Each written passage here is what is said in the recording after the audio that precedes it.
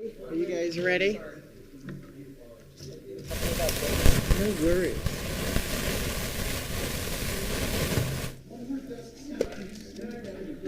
So what do you guys decide on doing with the minutes? Am I on? Can you guys hear me? No. What did you decide to do about the minutes? Do we Scoot over. keep it on the consent agenda or no? Hello, everyone. No, I know. I don't want to spend time on it. Okay. Alrighty. Consent? So it's Okay, no problem. 3:01. So I think we're going to get started. Welcome, everybody. I believe we have a quorum. We have Lena and myself in person. And on line, do we have Zuby and Pierre? Yes? We do have Zuby. Yes. All right. Hello. Welcome, you guys. All right. Hello, everyone. Thank you for coming today. This is the governing board meeting on October 30th, 2024. All right. Adoption of the agenda. Do I have a motion to adopt the agenda as is? I move. All right. So moved. Do I have a second? Second. All right. All in favor? Aye. Aye. Aye. All right. We're adopting the agenda. Section 4, approval of the consent agenda. We have 3 documents under the consent agenda. The governing board work session meeting minutes of September 11th, 2024. The regular governing board meeting minutes of September 25th, 2024. And the financial report for September 2024. Do I have a motion to approve the consent agenda? So moved. All right, do I have a second? Second. All right, all in favor? Aye. Aye. Any nays? Okay, it sounded like everyone was there. All right, so approval of the consent agenda passed. Section 5, action on items removed from consent agenda. We do not have any of those. Section 6, action items, non-consent. This is the approval of the Santa Fe Community College Board Finance Committee Charter, and I believe that's over to you, Vice Chair Quintana. Yes, thank you very much. And sorry I couldn't join you all in person. I'm a bit under the weather. So the finance charter, as many of you may recall, this has been something that we've been talking about for quite some time. In June at the board retreat, Chair Pugh requested that I put the charter together. That has taken a bit of time. And so the draft that you all see before you is something that I'm hoping will be approved today. Both Mr. Tejas and President Rowley and Member Siegel have had an opportunity to review it and give their input. So the document that was included is the final version with the board's approval unless there are changes. So I will stand for any questions. I believe we have some questions. Chair Gurman? Chair Okay. Gurman, Member Gurman? Thanks, Pierre. This is great. It's nice to see a charter for a board committee, and there might be more to follow. So I have a question about the section 4, the composition. The committee shall consist of at least 2 board members appointed by the board chair. The committee may also include non-board members with relevant expertise who may serve in an advisory capacity. A few questions. One is, Yes. Is there a term? Is there a term of how long is this appointment for? Is it for a year or 2? And the advisory, the members who would serve as an advisory capacity, I'm assuming some might be non-staff, non-board members. Would they receive a per diem of some sort, of some honorary amount? Anybody looked into that? So I can answer, or I can attempt to answer a couple of those questions. Compensation, I cannot. But the composition, the intention there is that there are 2 board members. So for this year, those members have been identified as myself and Member Siegel. We did not decide on a limit. We certainly can discuss that, and I'm open to adding that in here if folks think that's necessary, unless unless we agree that members can self-select out at certain points, I think it probably, as I'm thinking through it, it probably would be helpful to have a limit on there. And then the other component is the non-board members with relevant expertise are staff from SFCC, not external members. So these are folks that are already paid by the college. So I don't believe that there should be additional compensation. But I would open it up to Mr. Tejas and President Rowley if they have other recommendations. I'm not asking about whether there's a term limit. I'm just asking if how often we have to make the appointment. Is it every year, or until the board the board member decides they don't want to do it anymore, and then we have to find new board members? I don't know. Just thinking about it. Yeah, right now it's open, right? So there's not a set limit, but again, that if that's an addition that members of the board think should be added, we can certainly include that. Member Wilson, I see your hand raised. Would you like to comment on that? I was gonna say, in most things we circulate annually. We have, almost all the positions are reassigned annually, so that seems like the way to do it. Okay, so I can add that into the composition section to do an annual circulation. Annual circulation, but at the same time, a board member who starts having a deep dive in the budget, they might be well worth it to keep them there for a couple of years at least, So it's not about circulation as much as it's about confirming the appointment every year is what I am heading towards. Yeah, so maybe we could just say to be confirmed, or appointment to be confirmed annually or something. Yeah. Okay. The other thing I would just maybe put forward is, I know we only want 2 committee members because of the Open Meetings Act, but would we want an alternate member appointed that could fill in when, say, people couldn't show up for it, and kind of use that as a learning process? Just an idea. An alternate board member. An alternate in case board the member. other 2 board members can't be there. That's a good idea. Sounds like a good idea. Yeah, I agree. So we can add the language there somehow. Yeah, could we just add Yep. that then? I think. Yep. So I have the 2 things to section 4 would be adding language about appointment of members on the finance committee to be confirmed annually, and then identifying an alternate board member to fill in when either board member cannot be present at meetings.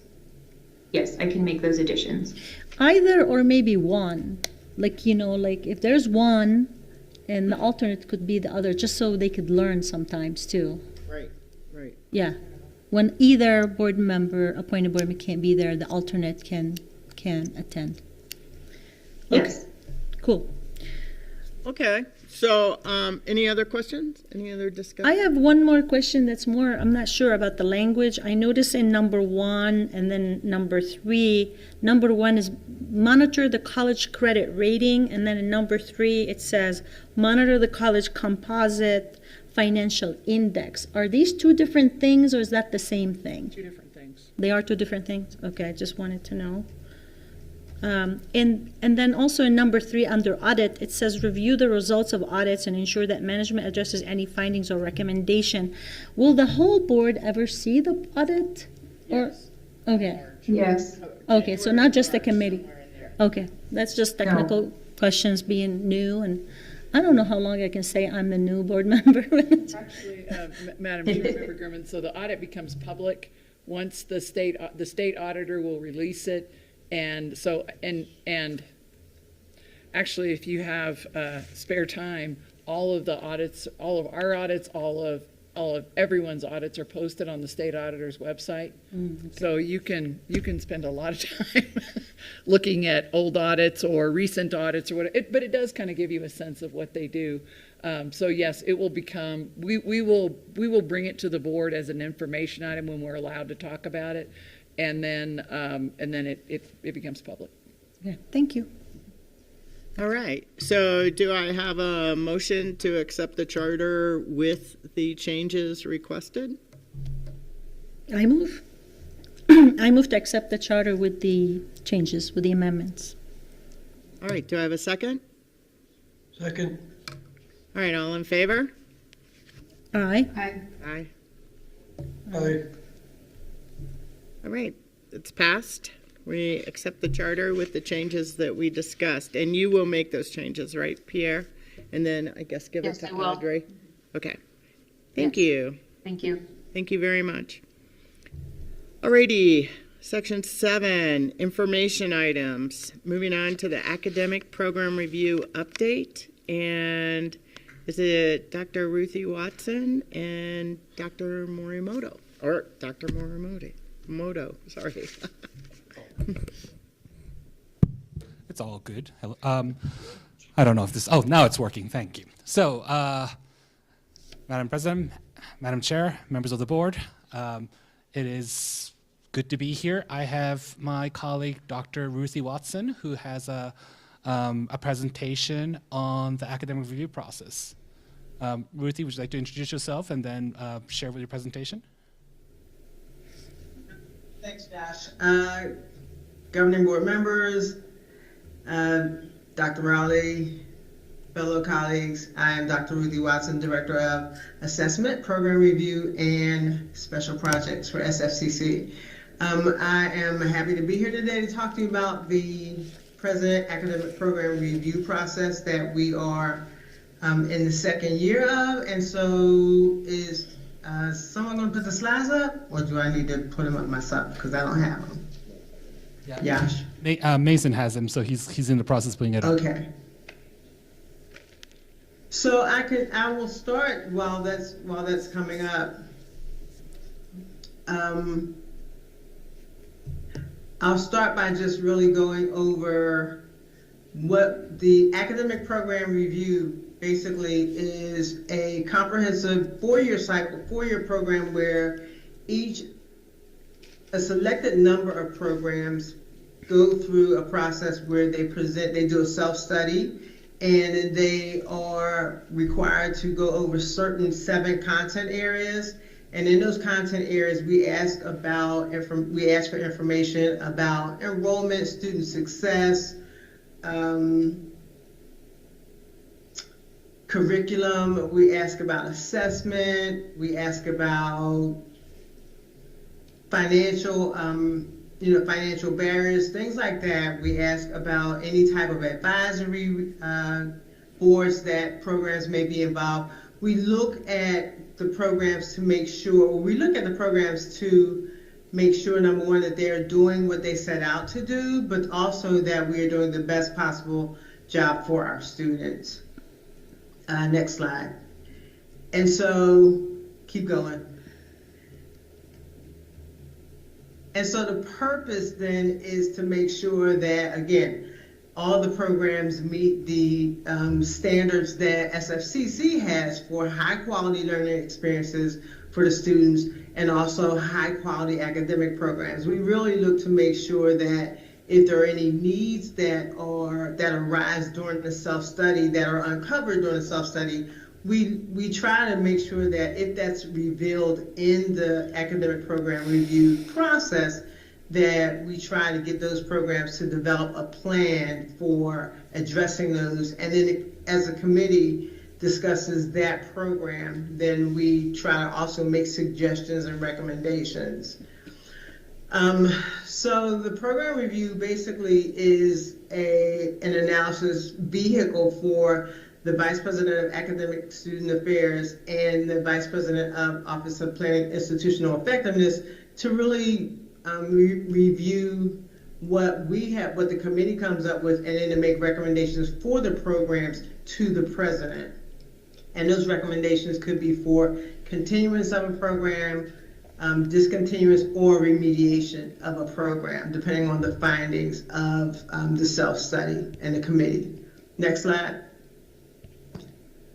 So the committee, the Academic Program Review Committee, consists of faculty representatives from each school, In addition to representatives of the faculty and the staff senates, the curriculum committee, the learning assessment committee, the institutional research, office of institutional research, and then also the vice president of finance and the chief financial officer and the deans. And what we've done this year is to really meet those goals and to meet those requirements so that we have the best possible comprehensive and holistic committee that can serve to review these programs and then add their perspectives and really give us some valuable sound input as to what may be needed and ask questions that may not always come up in the self-study.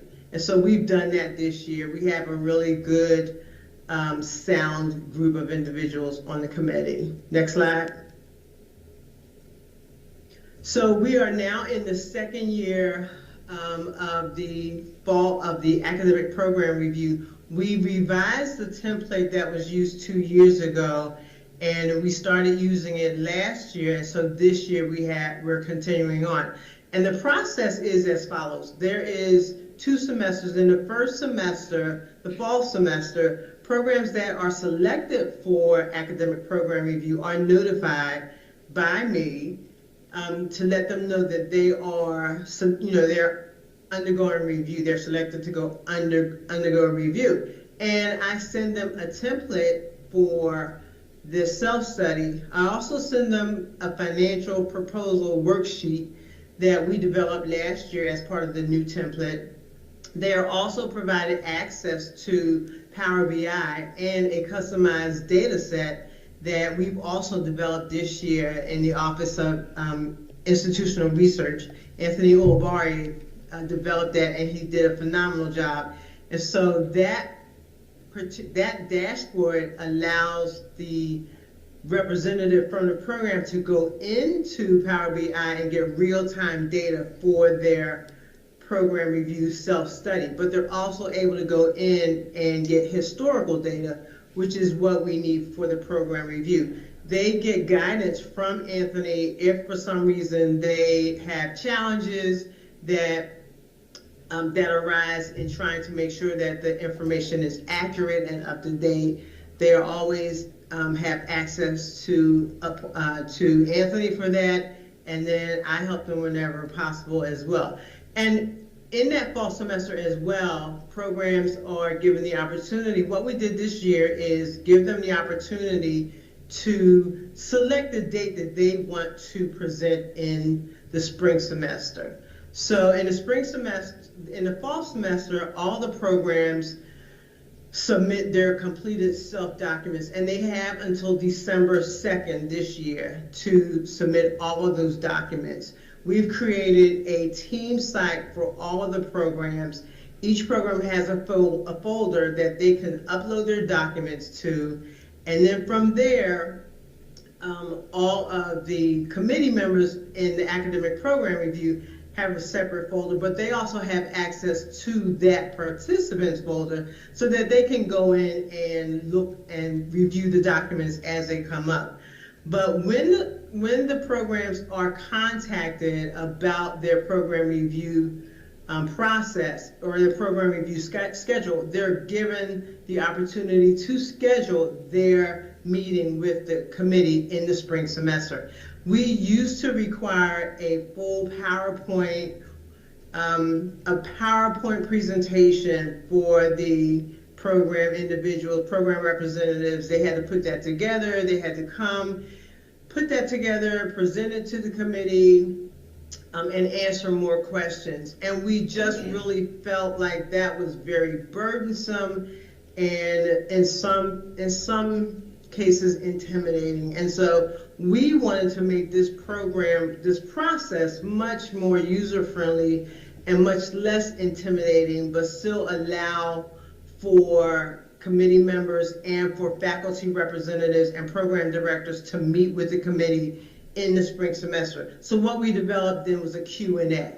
And those faculty representatives and directors, they were invited to select a date for their meeting with the committee in the spring semester. And at that time, they will come in, meet with the committee, answer any questions that weren't already addressed in the self-study. Committee members have the opportunity to go in and review the documents before the meeting, and if there are any questions that they have, they give those questions to me. I forward them to the program directors so that they have time to prepare a proper response. And so we found this year, in allowing or in encouraging the faculty members to select their own dates, it's gone very well. Everyone is really comfortable and really satisfied with the dates that they've chosen. So we're really pleased at how this process has evolved, and really everyone is comfortable. Another part of the fall semester is that they meet faculty who are developing this in the APR process. They meet with me every 2 weeks to basically do a check-in about their progress. Are they having any challenges?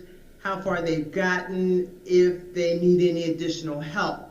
We also have in some departments mentors that help the individuals in those departments with the documents. And so that again is going very well, especially with the new template. Everyone has had an initial meeting with me, and at this point, another round of check-ins. Everyone is doing very well. We expect all of the programs to have their documents submitted by the deadline, which is December 2nd. Next slide. Okay, we can keep going. So in the spring semester, we have weekly meetings with the committee. And let me back up for a minute and say that the committee met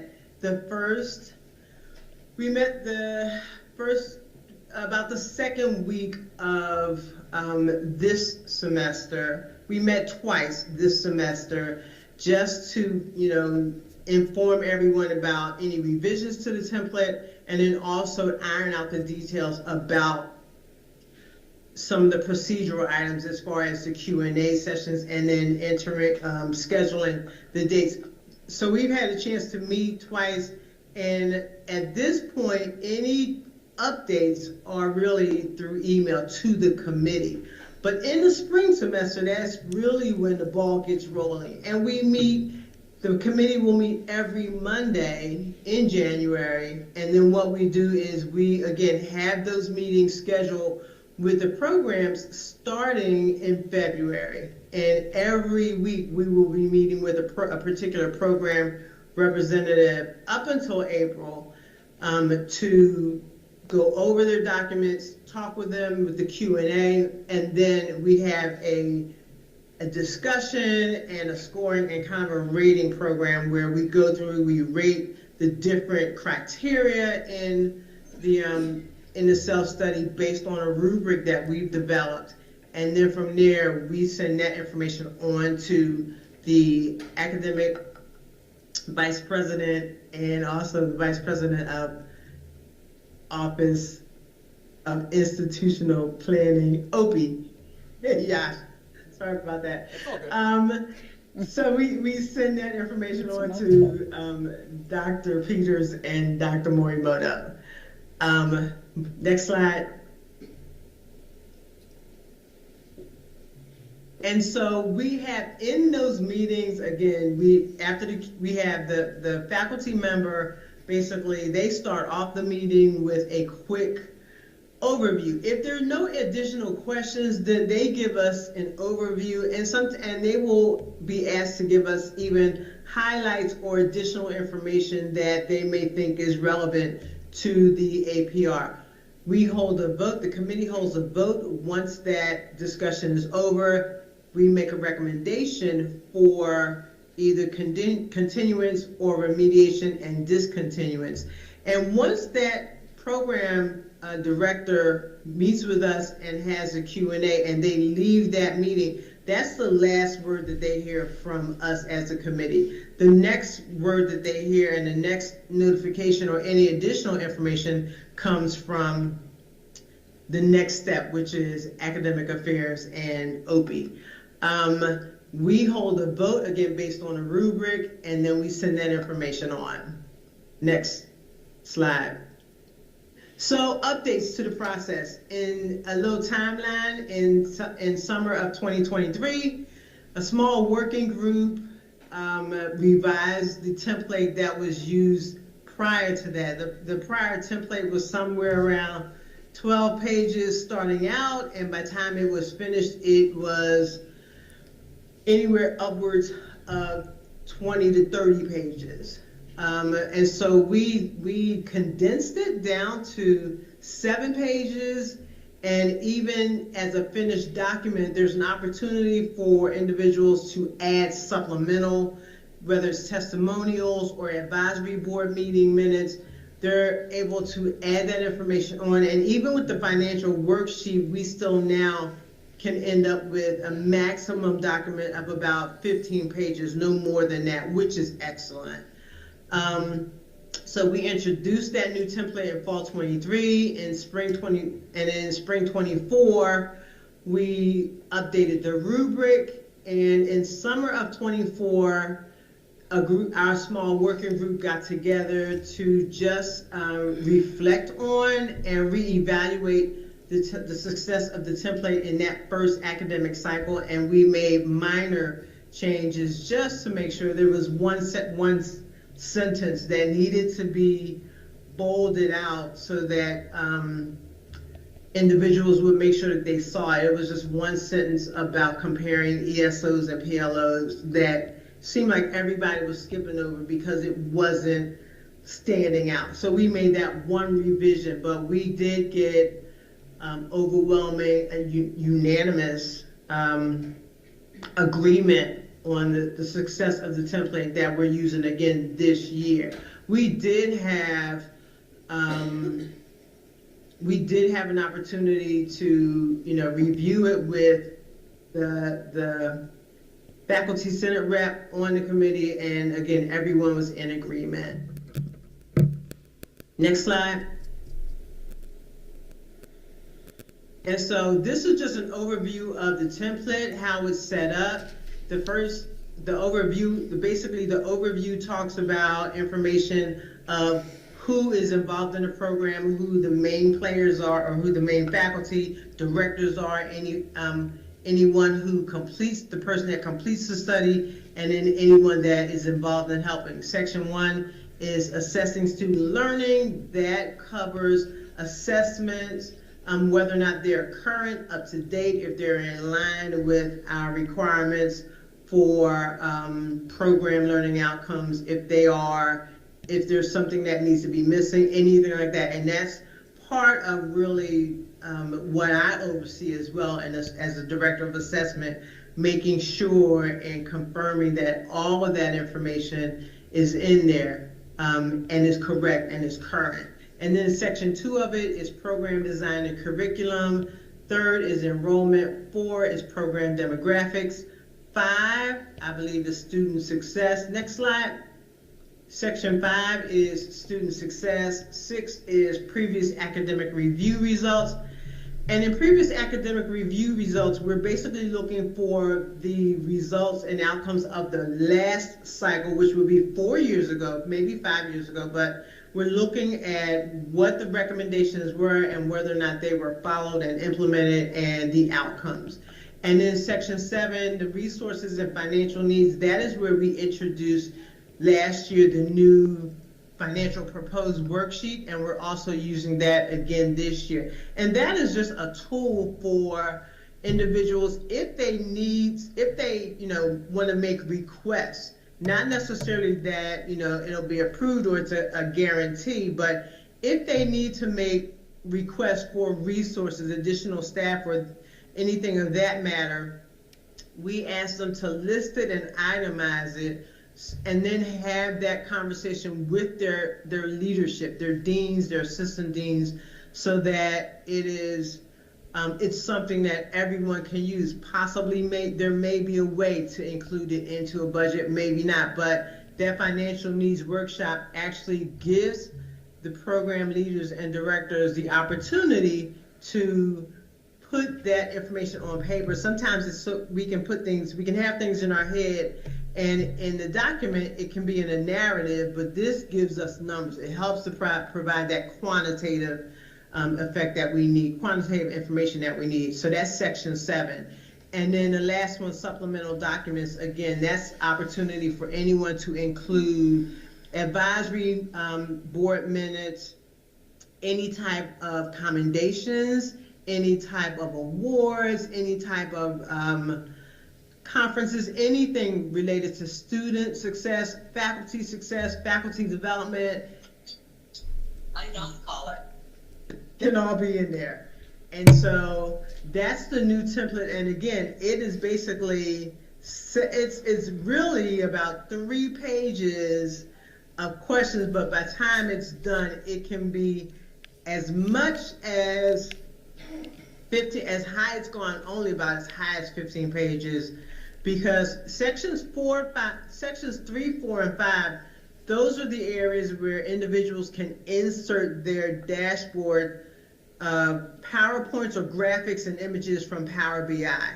And so sometimes, even though they can answer those questions in there, they may feel a need to do that, and that expands the document. And that's where the document might be more than 10 pages, but we haven't seen anything go higher than about 15 pages. Next slide. And so the financial proposal worksheet, that was something that was fantastically developed by Amy Van Haas.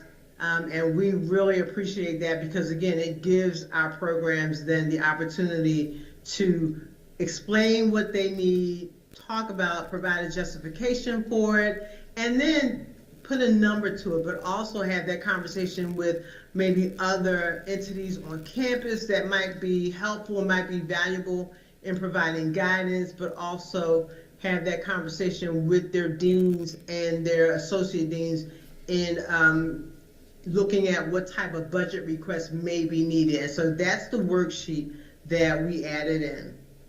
Next slide.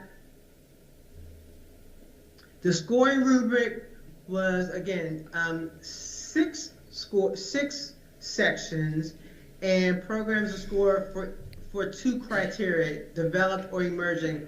Developed is, there's a total of, I believe, 8 points. And so emerging includes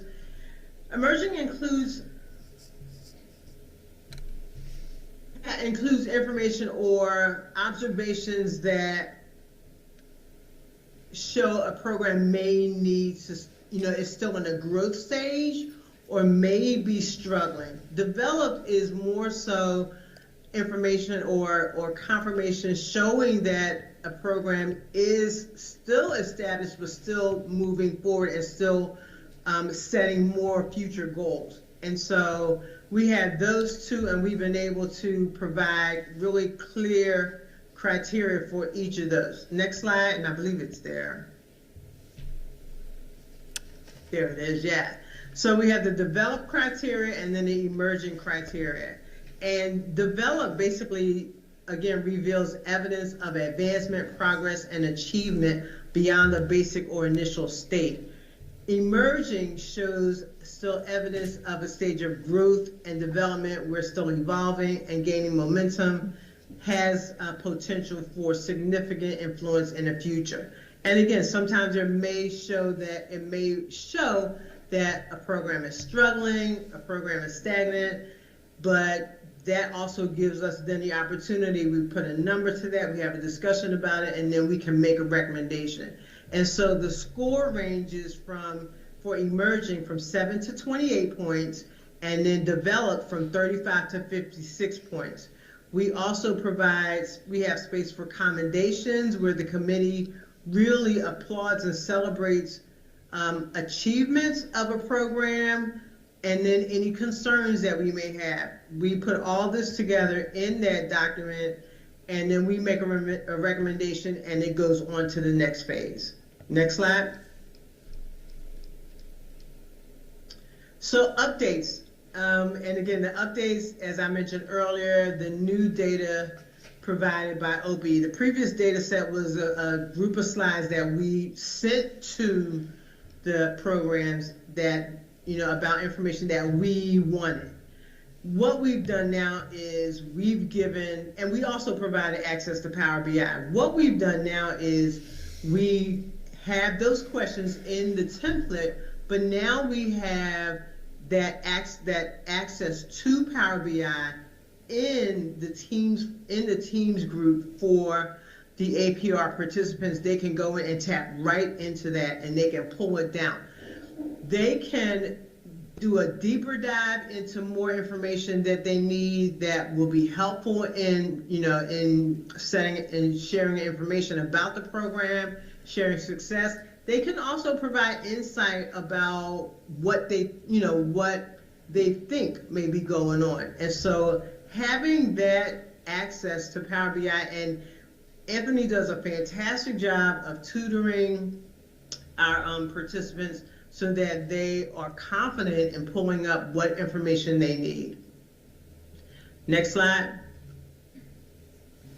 And so this is an example of what program directors are able to pull up in Power BI. So that's the graph right now for the program overview. And then there's 4 tabs at the bottom, course offerings. And so this is sections 3, 4, and 5, and it's about enrollment, course offerings, also demographics, and then student success. Next slide.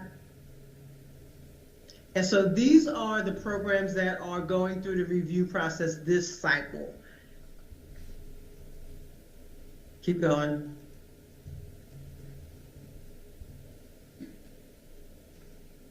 Okay, and so the annual review process, I will pass it over now to, I believe, Larry. Dr. Sanderson, are you on? Yeah, thank you very much.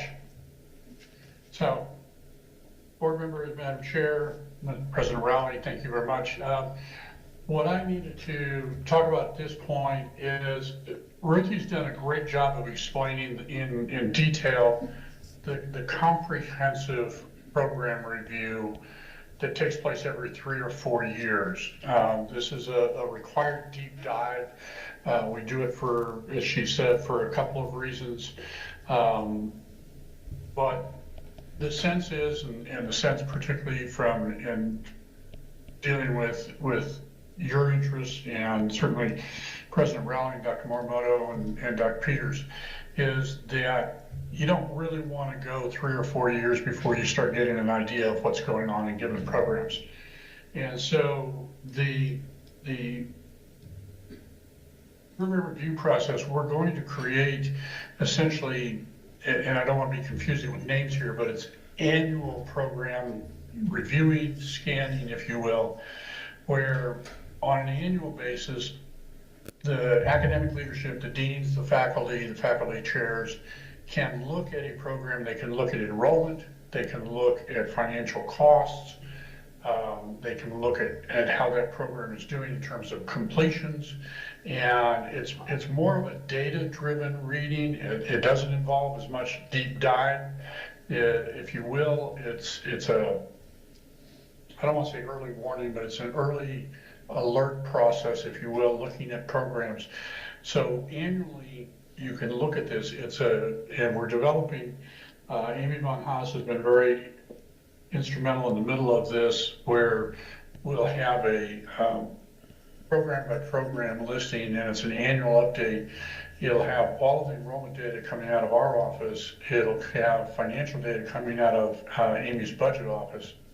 And you or others, department chairs, deans, the academic leadership can look at how programs are doing literally year by year. If something catches somebody's eye in the process, if there's an issue, either something from a negative standpoint or a positive standpoint that where somebody wants to go deeper, then you get into more of a deep dive like Ruthie's talking about. The annual updating will be done each year, timing probably at the end of the year, end of the academic year and the spring year, because we'll have the completions at that point. We'll have all of the enrollment data for the academic year. And it can go fairly quickly, but it will be across the board look, where what Ruthie's talking about is every 3 or 4 years, a handful of the programs are deep dive. We're going to create a capability that you can be looking at all the programs for key data on an annual basis, and it'll be available through dashboards. It'll be available very transparent, accessible to you, to all the people on campus. That's a real brief overview. It's just it's a scaled opportunity to take a look annually at what's going to be going on. Many of the dashboards are already in place for that. Some of the dashboards that Ruthie showed you, those things provide annual data. They provide real-time data even in the middle of the year. The dashboards for the annual review scanning process will be done before Christmas. The updated enrollment financial numbers, there's going to be a new report coming first part of next week that's got last year's numbers. Since the pandemic, we missed a couple, 3 years on that. We're backfilling those years.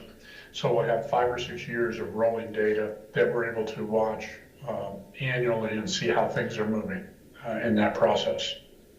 Dr. Morimoto, does that kind of cover the key points that you want to cover in this? Yes, thank you so much. So next slide, please. So I think at this point, all of us, which is Dr. Watson, Dr. Sanderson, myself, and Vice President Peters, stands for any questions. Thank you. I know we have a bunch of questions, but before we get into questions, just to clarify, so you have the academic program review with Dr. Watson. That's the in-depth, deep dive where a program is looked at every 3 to 4 years. And then you have, was it Mr. Sanderson, an academic review program, which is the look at just specific criteria annually.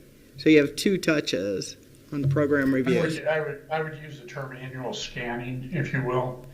And it looks at, as you say, it's an annual touch of enrollment data, outcomes, how are the students completing, they're going to be, how are the students getting through the programs, the cost of the programs, more pure data than on a quantitative standpoint than the qualitative standpoint. Got it. Understood. I just wanted to clarify that we're talking about 2 separate things. 2 separate processes, but they're both looking at the same kinds of information. Right. 2 separate processes. And then if I understand correctly, the scanning process is not in place yet. This is something that's coming, but we are doing the program reviews with Dr. Watson currently. We're 2 years into a 4-year cycle, correct? That's correct. Okay.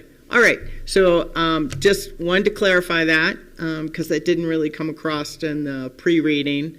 And I'll open it up to the board for questions. I know we have some. Member Gurman.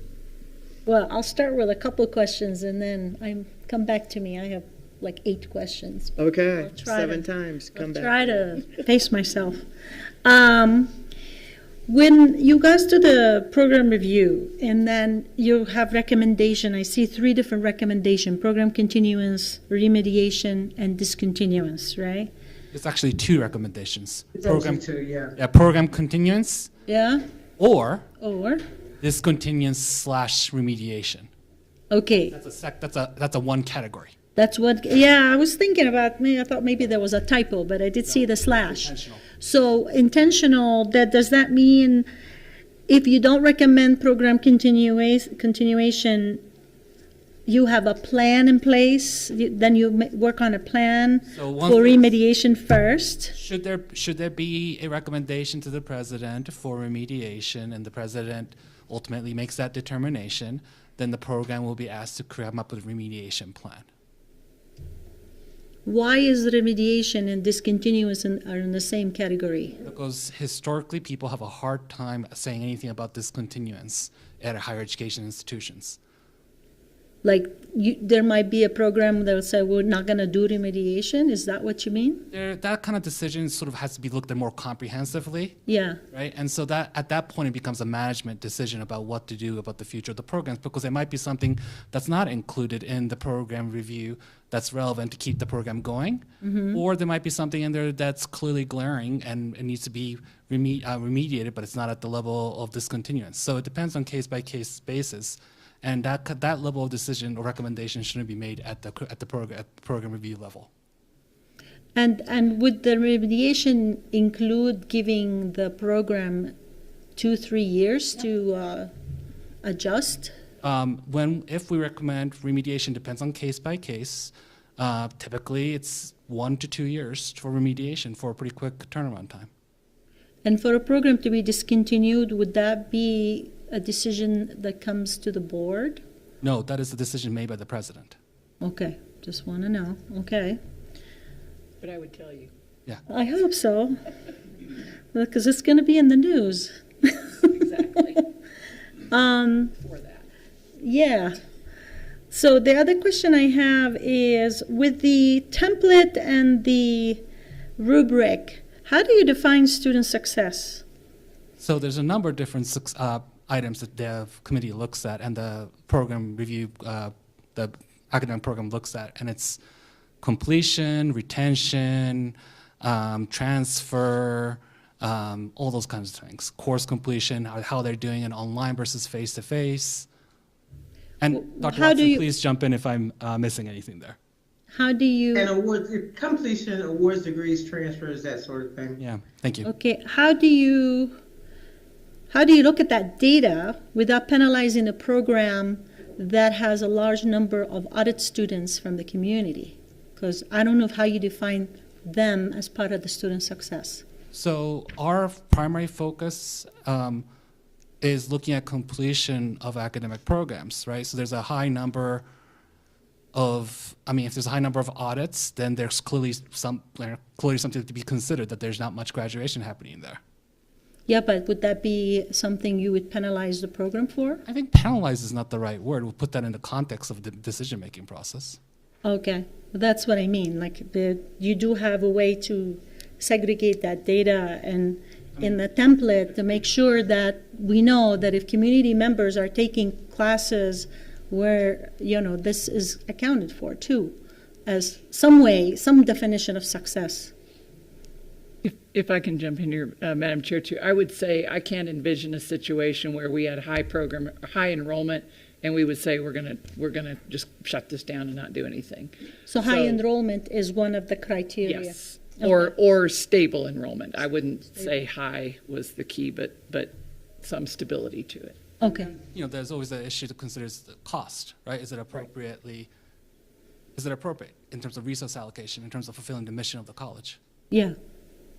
It is a community college, though, and about 45% of our income comes from real estate tax. Real estate tax, and that's what the community members contribute. So we got to make sure that section of our community that we serve is also getting what they need from the community college. Thank you. Okay. I can't see, is anybody's member Wilson or Quintana? Do you have any questions? Oh, there is a hand up. Okay, I see yours, Member Quintana. Sure, Pugh, thank you. And Member Gurman, I appreciated your questions, so thank you for asking those. President Rowley, you mentioned that you would notify us in the event that something is going to be discontinued. Can you give us a better sense of the points in the process that you anticipate needing to notify the board, including any parts during remediation where we would need to be alerted? So can you just talk us through your thinking around this and how you plan to involve the board? Thank you for the question. So Madam Chair, Member Quintana, so first of all, I want to clarify that the annual review is not going to trigger a program closure. That's like, I think Larry stated it well when he referred to it as an early alert. And so what that would do was let faculty members, the board, me, everybody know, okay, there's a problem here. Either we have extremely low enrollment, we have, we're not meeting the job requirements in the community. Nobody's graduating. Nobody's getting placed in jobs. We need to intervene as quickly as we possibly can. And so that is separate. So one thing about the regular lengthy 3 to 4 year cycle is that, as Josh stated, if a program does need remediation, and from what my memory serves me, a lot of times the remediation is enrollment, or it could be a transfer rate or something like that. But I would say the most common reason is enrollment, because we do, I will say, have a lot of very low enrollment programs. And so we have to look at that and see whether or not that's a viable situation and how we should go forward. So that looking at that process is lengthy. So there are many opportunities within, the study, and looking at that also means numerous opportunities to the program to improve. So that means show us a plan, what you think you can do.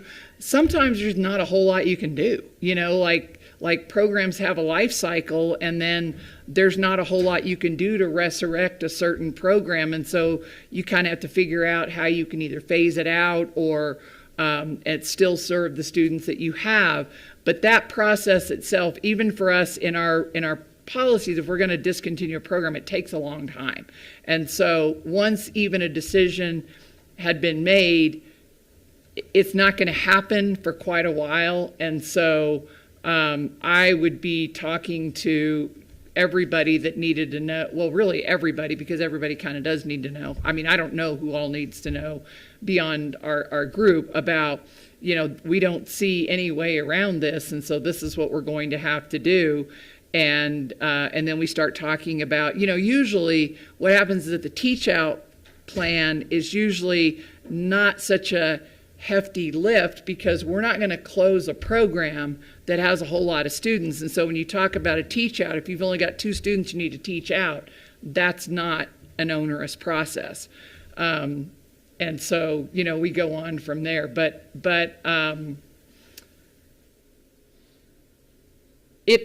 there are a lot of ramifications from doing something like that. So, I may say, this is what I really feel like we need to do.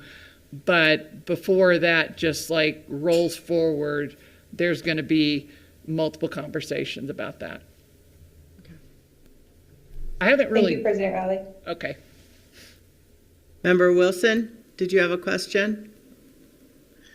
So I'm wondering, in this annual process, what kind of things would we be looking at? I mean, so many things could lead to a program having challenges. It could be the schedule, when the classes are being taught, could be the format, whether it's online, in person. There's so many adjustments. So how thorough of a process is that to get down to what might be the cause of the difficulties that we would be able to work on?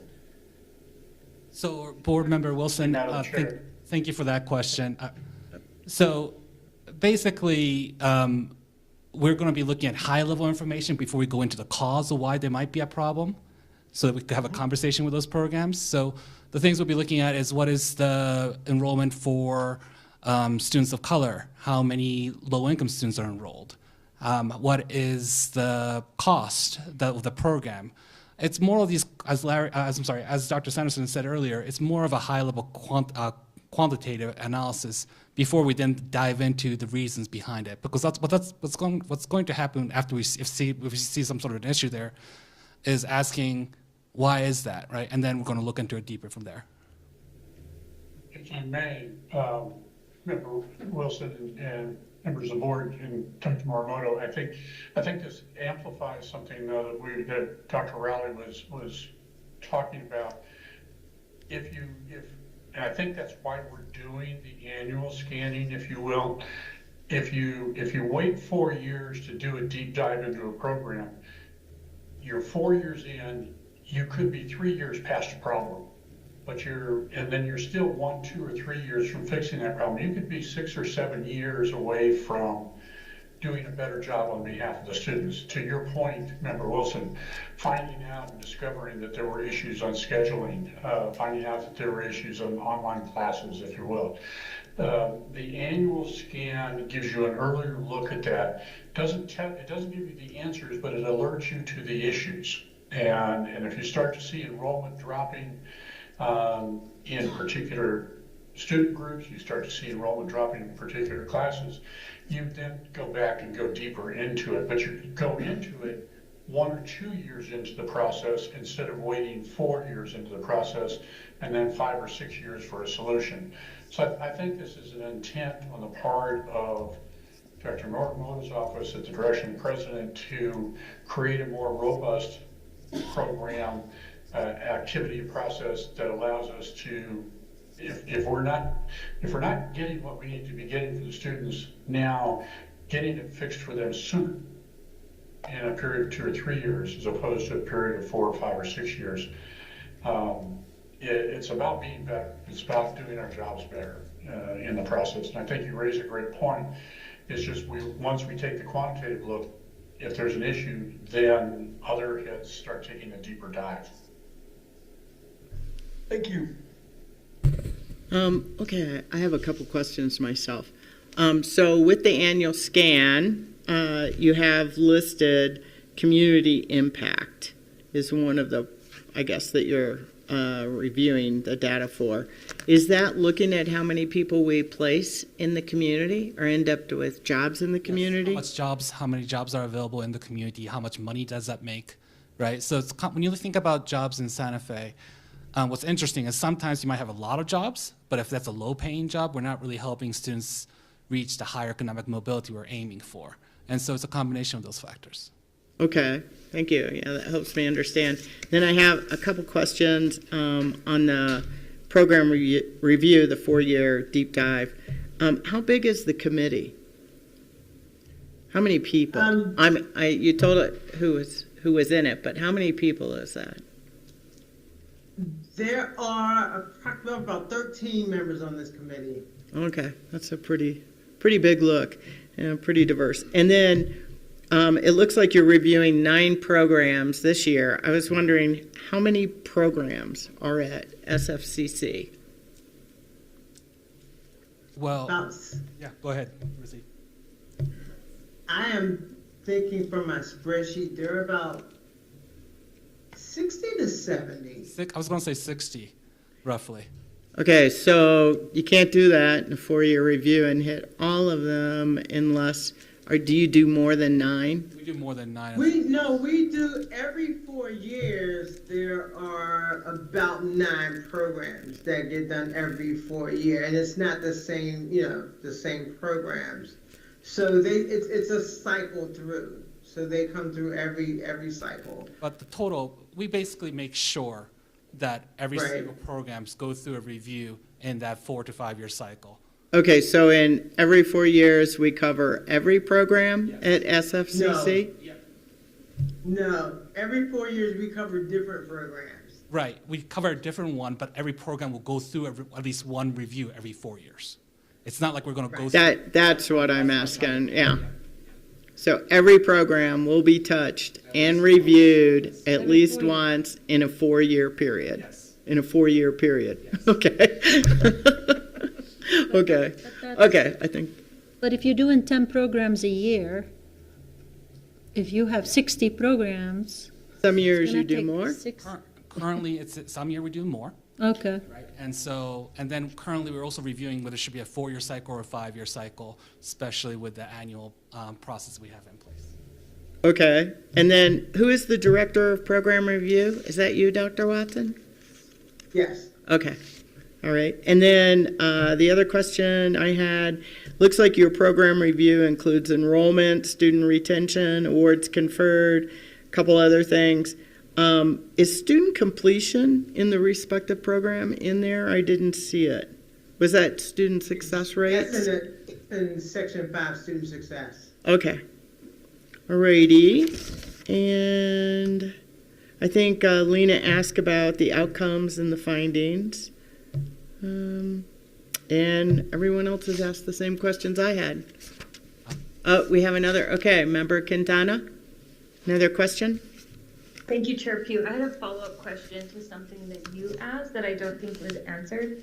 So the question was about community impact, and so it was partly answered in that we are looking at employment opportunities in the community and how much folks can be paid.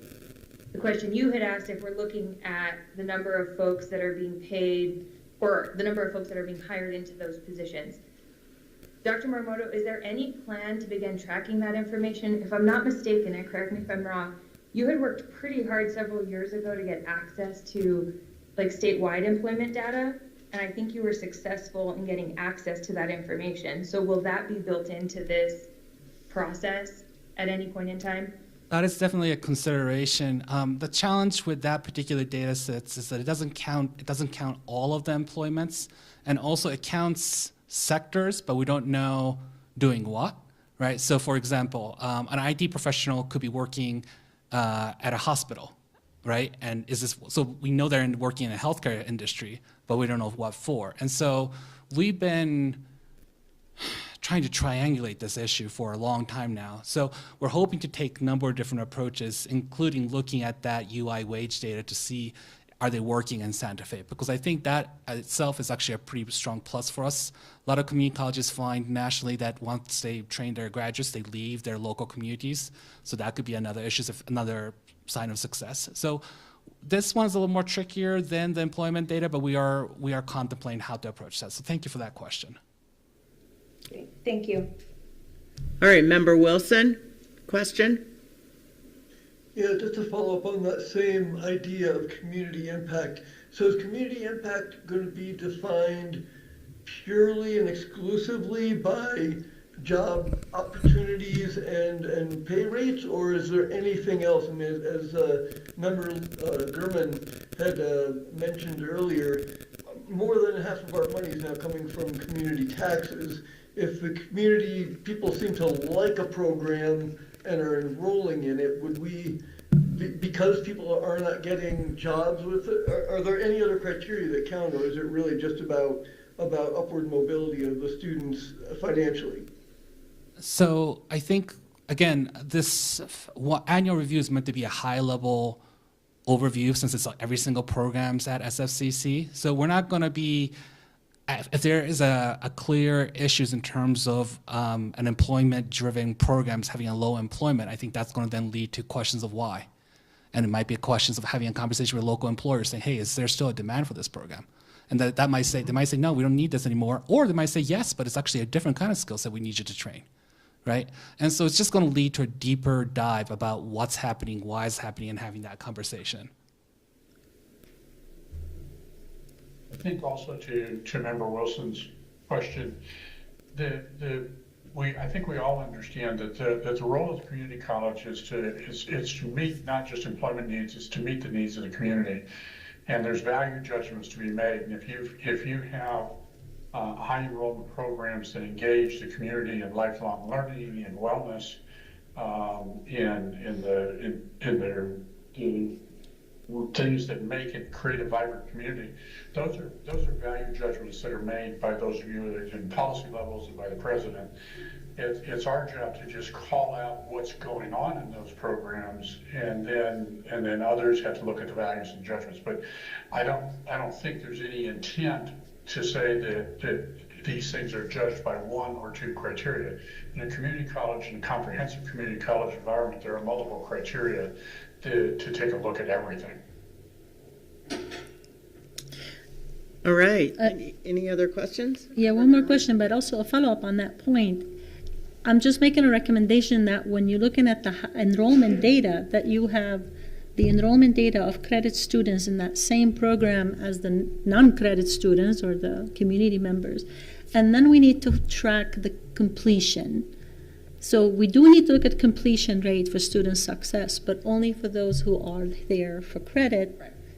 Correct. While we have, I want to make sure that the template distinguishes those two groups of students. Last question. You'll be happy. Last question. What is the logic behind the scoring rubric having only 2 results or 2 scores, developed and emerging? Why not have something in the middle? Why only two distinctions for programs? That's a great question, and the reason why there's the two categories, developed and emerging, is that we felt like in the way the categories are written, an individual or program could be at the higher end of emerging and possibly at the lower end of developed. That would be middle ground. It could be such that a program may actually lean over into that, or kind of flow over into that lower end of developed, and that would create, that's that middle ground that we're talking about. So we didn't want to make the criteria and the rubric too bulky and too burdensome, in that all of a sudden we're really going into the weeds and pick sure that we had a good grasp of we broadened out those 4 categories in each criteria, in developed and emerging. We broadened them out wide enough so that we would be able to give each program leverage in each criteria. So it's possible to be in the middle on some of those, and again, that middle ground would be that higher level of emerge, or possibly that lower level of develop. Okay, so the actual scores are more important than the 2 words. Yeah, thank you. All right. Well, thank you very much. That was very informative. We have actually been tracking this for over a year and hearing about kind of the development and changes going on in these program reviews. And so it's really good to get this kind of in-depth look.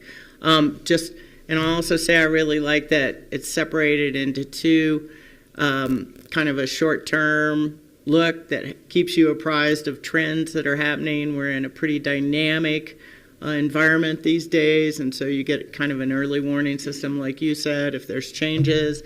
And then the in-depth look really gives the programs the chance to tell everybody what they need to be successful. And that's pretty nice. So thank you. Thank you very much. Thank you. Thank you for having me. All right. Next section, Section 8. It's matters related to SFCC policy. In this, we're still discussing Policy 1-1, Governing Board Authority, Roles, and Responsibilities. And actually what I've asked is that Member Gurman would just give us kind of an update on where we are on that and what the path forward is. Mostly this is for the board members because we'll be asking them for some input. So over to you, Member Gurman. Yes, I had gathered all the comments and all the questions from all the board members and sent them on to our legal counsel. And the legal counsel came back with some answers. We went back and asking more questions, and we still don't have a final draft to vote on, but I'm hoping that in the November work session, we will finally get all our answers, specifically what New Mexico Community College Act we follow, with New Mexico statutes we're supposed to follow, and we'll get to the bottom of it hopefully by November and work session, and hopefully we can vote on it on the December 3rd board meeting. Okay, so then my understanding is that we'll have it in the November packet is the goal. That's the goal. That's Okay. Yeah, by speaking with our legal counsel, I think she's gonna have finally another draft, and hopefully she'll be there to answer and find all the questions at that work session. Yeah, maybe we can schedule that so we can nail down some things. Okay, perfect. All right, thank you. We can wrap this up this year, We're right? gonna wrap this up Maybe. December 3rd. Okay, all right. Section 9, communications. The Faculty Senate report, and I see that Dr. Miller is right here. Welcome. so nice to see you versus on screen. In person. Yeah, It's safer. No, it's don't go safer. mute. Don't go mute. And before you start your report, I just want to tell you I really enjoyed the faculty Senate report. You provided lots of information, gave us insight into what you were discussing and some of the issues, so thank you. It was very nice to read that. Yeah, I want to say thank you because you also have definitions, which helps me a lot. There were some definitions in there. Yeah, like. Okay. Good afternoon, Chair Pugh, President Rowley, Vice President Peters, Member German, Member Wilson, Member Quintana, and President Archuleta. I don't have a long report, so I will keep this brief.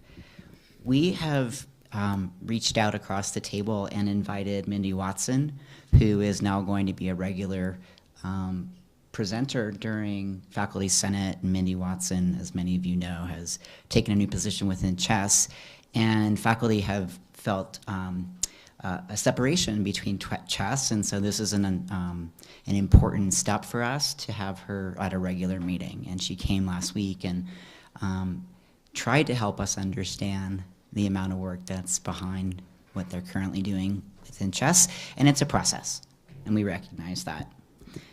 We were also fortunate to have Dr. Lopez come meet with us to talk about the policy changes on 3334, and faculty had an opportunity to voice their concerns, and we feel that there's a very strong resolve, and we are looking forward to seeing that go through. Michelle Renteria and OTL, she will be also coming to give us a presentation every week so that we can stay closer in touch with OTL as well. We were able to meet with Rachel Kuchar, who came and presented the lactation policy, and we had a really interesting conversation around that. I will be meeting with you tomorrow, right? With President Magdalena. We would like to create an initiative around honoring our indigenous families here in New Mexico and creating hopefully a place to put up the flags of the Navajo Nation, as well as talk with Dr. Rowley about this, is trying to get some plaques and some acknowledgements here at the institution, and we will be meeting tomorrow to have that conversation, and then I'll be able to bring that back to Faculty Senate. So we're looking forward to that. So thank you for that recommendation. It was fabulous, and it's long overdue. The last 2 points have to do with salary. We know that salary has been an issue for many faculty here, and we know that Bolton did not consider the cost of living in the current salary study. And I did talk to Donna Castro, and from what we understand, hopefully we'll have an update about the status of the study, not the completion of the study. So I was doing some math, and I'm not a mathematician by any means, so apologies for my poor math. But as far as I understand it, the cost of living increase every year should be about 2.5%. And so because of that not being added in, if you look at some of our newer faculty to some people who have been here much longer, we're talking about anywhere from not receiving $1,200 all the way up to probably $3,000 in this upcoming salary study. So I really urge you to think about that. We do have faculty that are leaving. It's hard to see our colleagues go. And even when I look back from when I started here 6 years ago, I could, people leave for different reasons, but we've lost about 30 faculty in the time that I've been here. And I did look at the Santa Fe Public School salary, and if I were in Santa Fe Public Schools, I used to teach in Santa Fe Public, I would be making $15,000 more right now in Santa Fe Public. So I don't ever want to go back to high school teaching, but I wanted you to understand that difference. So thank you for your time, and I stand for any questions.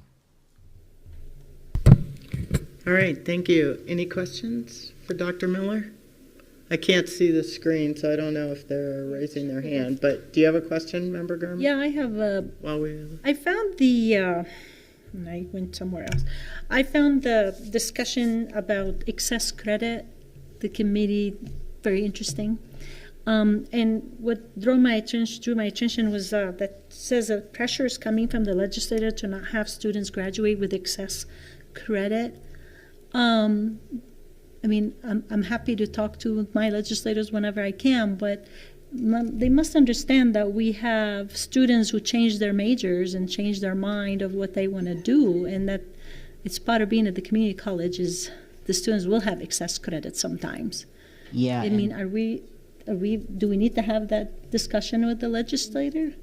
Madam Chair, Member Gurman, so we do. So first of all, the legislators get data from HED and PED pretty much every year, and most of those years, Santa Fe Community College has had the longest time to completion for a two-year degree of any of the two-year schools. That's what's triggering the problem. So it's not just that students change, take a class here, class there. They do recognize that community college students in general, overall, take longer to complete than just the 2 years, start to finish. That's a goal. That's aspirational. Some do, but overall not so much. And so it's actually measured in terms of 150% of the time to complete. And that is actually what, if you can stay within there, you're pretty, that's pretty acceptable. But a lot of our programs have a lot of extra prerequisites. Up until recently, we had a lot of extra developmental classes. That's what the legislature doesn't want to see. There's national data. We look at our peers, and our peers are, and I can't, it's not for me to say their students complete faster because of this. It's a lot more complicated than that. But I think you have to look at those things. And so when you see that this degree, and there's been a trend in 2 and 4 year colleges to pare down the number of credits required for a degree. When I first started, an 85 credit degree was not that unusual. I mean, that sounds horrible to say that, but it wasn't. And now they really want things as close to 60 as you can possibly get them. And so we have, we work on that, and you have to really walk a fine line between trying to make sure that you get everything in that you feel like students need to be able to say they've completed this degree, and then not just adding in everything you can think of, because every class would probably be helpful in some, tangential way, but that makes the degree that much longer. So that is a thing that faculty talk about all the time, and that's why degrees change. But no, they're aware this conversation comes up in legislative hearings every single year. Okay. Every single year. And sounds like you're working on some kind of co-requisite instead of prerequisites to solve this problem too somehow. Well, actually, that would be more of a question for Dr. Lopez, who will be visiting with us Okay. in a couple of weeks. And if I could, I would just say that the math and the English faculty have done a lot of really good work in moving us along. So if you look at where we were 2 years ago as opposed to now, we've done a lot of really good work. Maureen Grieget presented to a small group of us, the math chair, 2 weeks ago. My sense of time is very elusive. But it was really interesting to hear what we're doing and where we're going and how much progress she's made in that. So we are definitely moving in the right direction and making a lot of progress. So thank you. Thank you. And one small question. You mentioned Student Emergency Fund. Mm-hmm. Do you have one? I know the foundation has that. Does faculty have their own? No, it's for the campus. And so as far as I understand, they have, I think, Dr. Gallegos, you said that is the money out at this point on the emergency fund? Thank you. Thank you for asking that question. And members of the board, colleagues, the Student Emergency Fund is funded by student community through our foundation, and they give us a certain dollar amount per academic year. And we are right now at about $4,000 left for what was awarded for this academic year. We were fortunate, however, that the foundation has granted us additional funding for the semester coming, so for spring and part of summer. Yeah. And I know that, it's really important there were no questions asked. It was just a pretty simple form, and we're very grateful that we have that opportunity to share that with our students. Great. Does that cover sometimes like a fee for a class that they can't pay if the Pell Grant or the federal, whatever, scholarship doesn't pay it? Thank you for the question. The funds are primarily for non-tuition and non-fees. They're for the non-academic barriers to cover things such as childcare, transportation, housing insecurities, food insecurities.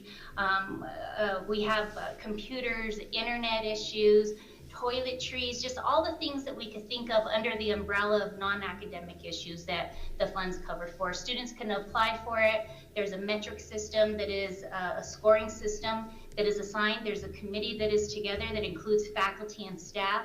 We review the applications, we score them. We're very equitable, and students could get anywhere between $250 and $500 one-time award per academic year. Great, thank you. Good to know. Thank you. Just like to add on to what Dr. Miller was mentioning about staff, faculty salaries. I do hope that the board does take that into consideration because we have such wonderful faculty here at this school that really do make this place special, and I would hate to see them have to leave due to not being able to afford it. So yes, please do take that into consideration. Thank you. Yes, we concur. So, all right. Any other questions for Dr. Miller? All right. Thank you very much. And it is good to see you in person. All right. Staff Senate report. I believe my co-chair is online. I think Ms. Venteria is online. So, yes. So, good afternoon, Madam Chair, members of the board, President Rowley. Thank you for the opportunity to present on behalf of Staff Senate. So, I know that you received meeting minutes from September the 20th and October the 4th, and I think we've mostly reviewed those pieces, but our last meeting was on October the 18th, and these meeting minutes are still being vetted by our staff members and will be part of your packet on the next governing board meeting. But I wanted to give you just two highlights from our last meeting. We'll have our next meeting this coming Friday. Again, you'll have those meeting minutes on your next packet also. But two major things that I think I wanted to highlight from our October the 18th meeting is that we had a presentation from Chess, which we were very excited to have. It was on the Chess Workday student implementation, and it was specifically for the organizational change management, or the OCM summary. And the Chess OCM manager, Henry Kalaki, gave a presentation summarizing the strategy for managing the change to the new student information systems. The strategy aims to ensure employees at Chess schools are ready, willing and able to learn and use the new system. So it was kind of great to see, we hear a lot about Chess, but it was great to actually see somebody from Chess give us a presentation, And we also wanted to give a big shout out to our employees who are working with Chess. We know that they have to balance, right, their daily work with what's going on in Workday and Chess. So we just wanted to give a shout out to them because we know they have to have that balance. So, but that was the major thing that happened on the 18th. Then we had another thing. Some of the staff was asking about people were coming to their office and having these deadbolts put on their doors, and people were going, "What's this all about?" So it was called the Door Access Project. So we had a safety specialist, Noah Villarreal, come and discuss the deadbolt project, which they called it, and which began in 2021 as part of SFCC's emergency preparedness efforts. He talked about phase 2 of the project, which is now underway, which is going on right now. So he said that more than 500 deadbolts will be installed on doors across main campus, the fitness center, and higher education. So everybody got this information. Everybody understands now why we're having deadbolts put on our doors. So that was greatly appreciated. So those are the two main highlights that we had from our October 18th meeting. And I know Michelle's online here. Michelle, did you want to add anything for the governing board? I think you did a great job. Thanks, Robert. So we stand for any questions. All right, thank you very much. Any questions for Staff Senate? Why do you have deadbolts on your doors? Safety, safety first. Safety first, exactly. Safety Yeah, first. it's a safe. It's part of this what they call the, and I'll give you the Active shooter. specific one. It was the SFCC emergency preparedness effort. So it's a safety measure that the college is going through. It's kind of the It's most the- obvious deterrent if there is an active shooter in the building. So first of all, everybody should know that they're deadbolts that you lock from the inside yourself. You do not have to use a key to like get yourself out of the room. That, that is a terrifying prospect. But no, they're just, simple deadbolts like that. But if there is an active shooter in the building, if somebody is going down the hall and going room to room, if there is a deadbolt and they can't get in like that, they're more likely to just move on to the next room. So the deadbolts are in the classroom doors and office doors? Yes. And would there be some kind of coded announcement if there is a shooter in the building? Yes, definitely. Yeah, so What's the Lena, code? that's Well, what we- it's not even, I don't even know. What's the that's what code? we talked about a couple meetings Yeah. back with one of the proposals we looked at that included some active security- shooter type things. Yeah, yeah, like yeah. announcements or. I don't remember yes. that, but Yeah. specifically. Yeah, Member Government. So, and also Director of Safety and Security, Chris Gedler did give an update also on that, on talking about, he added to those pieces about the deadbolts and why we had those deadbolts, and from being prepared for the inside and on the outside of the college too. So yeah, staff's needed to get those updates. Okay, cool. Yeah, just so to dispel any rumors, we were not trying to lock people in their offices. Keeping people safe. That's Yes. the goal. All right, any other questions for Staff Senate? Okay, thank you very much. Thank you. Thank you. Student government report. Ms. Archuleta? President Rowley, members of the board, thank you. I'm just gonna, I'm probably gonna skip over some of the stuff that I sent over to you guys because there was a couple of things that I wasn't able to write in my report due to them not having happened yet. So I'm gonna start with sorry, let me find my pages. Okay, well, first off, I would like to say that student government has our first senator for the year, Daniel Moore. He is now the senator of the Trades and Technology School, so we're very excited about that. We've been working with him as an ambassador, so we've already gotten to know him pretty well. So we're very excited to have another member of our team. And so the last week, from Wednesday the 23rd to the 27th, a student government was at a conference, a student government conference in Chicago. So I'm going to be going over the couple days that we were there. So on the 24th, we did community service at a local church in Chicago. The original plan was for student government to do, we were supposed to help them restock their food pantry. The truck never came though, so we had to change our plans, and we did end up helping them clean out their clean their pantry area and their church as well. So they were very grateful for that. Again, they were looking forward to having mussels, but it's unfortunate. They were like, "What a day for the truck to be late." The man we worked with, his name was Flaco, and he gave us some really good advice on serving. Drawing the line between the importance of structure and rules. The food pantry deals with a lot of people in very vulnerable states, and it's hard not to feel for them. But they have certain rules in place, certain times of days that they're able to serve the community, and he talked to us about how they have to stay very strict about that in order to serve to the best of their ability. And that was something that he was hoping that student government could take away as well, is, you know, making sure not to strain yourselves in being a bleeding heart all the time. So that was very much appreciated, and we enjoyed helping them with cleaning their church. On the 25th, we did a full team building day. We did a team building day across the city, and one of the things we did an escape room as well.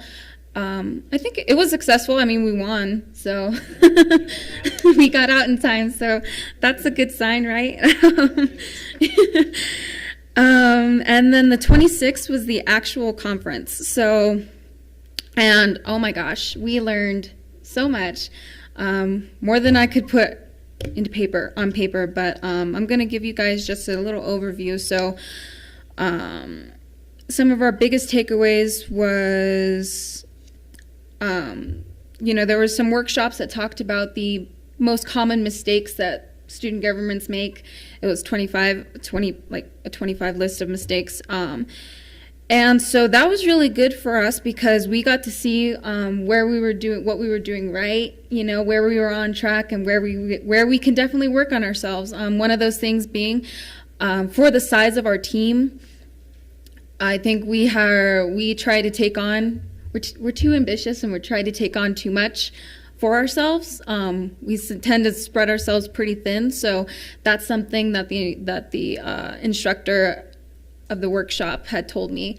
I mean, I told him the number of our members, and he's like, because he used an example of how he was part of a student government before.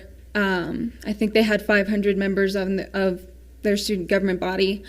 Yeah, it was a lot. And he said that, you know, he would have suggested them to work on three projects at a time, and they would have gotten so much done. And I told him, like, well, I have a board of 5. And he's like, oh no, you need to work on ones. The one thing at a time is what we learned. So we're gonna have to be taking a couple steps back from a few different projects that we're working on, so that we can really focus on one thing at a time. But we also learned a few things that we are doing great is communication. The team, I mean, it does help that most of us on the team are related, but our communication is very good with each other. We have no problem telling each other when we think something's wrong or not. So that's something we're doing good at, as well as that, connecting with our student body. That was something he said that a lot of student governments tend to struggle with, is actually doing the communication and connecting side of being a student government.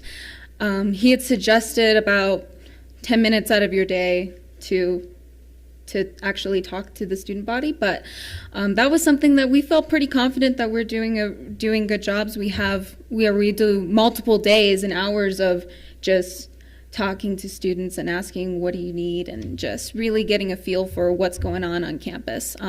Even days like today, before this board meeting, we had a big Dia de los Muertos celebration that we put on, that we were sitting there at a table and just talking to students. I'll get more into that later, but that was something that we definitely felt proud of. One of the big takeaway, our whole team,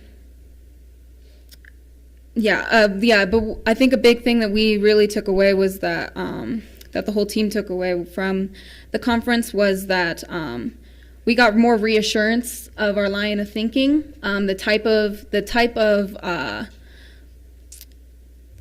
projects we're trying to tackle as student government are in line with what we should be doing, and the amount of time we're spending on things. You know, they talked about how most student governments spend a lot of time fussing over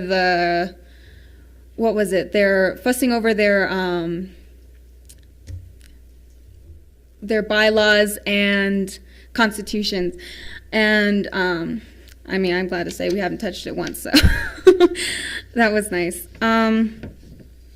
So at the end of the conference, I think for me, one thing I realized was just how special our school is specifically. A lot of presidents, they were talking about how hard it is, and the workshops went into this too, about how hard it tends to be for student governments to have access to their governing boards, you know, and they can be occasionally invited to present to them. So, I mean, when they found out that I was one of the members of the board and that I see you guys every month, that was a big shocker to a lot of them. So that made me feel really good about how it's important it is to our school that the student voice is heard. So that was wonderful to hear. Because with me having access to the governing board, it only makes it easier for the rest of the student body to have that access. And this is something that we definitely intend to take advantage of, use to our full extent. So today, just before this board meeting, we had the Dia de los Muertos celebration. So student government partnered with the Wellness Center, Student Activities, and PDAC, and we all to host the event today. The Wellness Center brought their wellness refreshers and a coloring table, and Leo Goldstein, who is the school counselor, had a table near the ofrendas that we all made last night. And she was able to speak with she was there to talk with the Santa Fe community here about dealing with loss, grief and loss, as well as the ofrendas. So we put them together last night, but we've also invited the community to bring any photos that they have of family members they'd like to put up, as well as for any students who maybe missed that, we had like cards set out, and it's still set out there right now for people to just write their loved ones' names on the boards and place it on the ofrenda.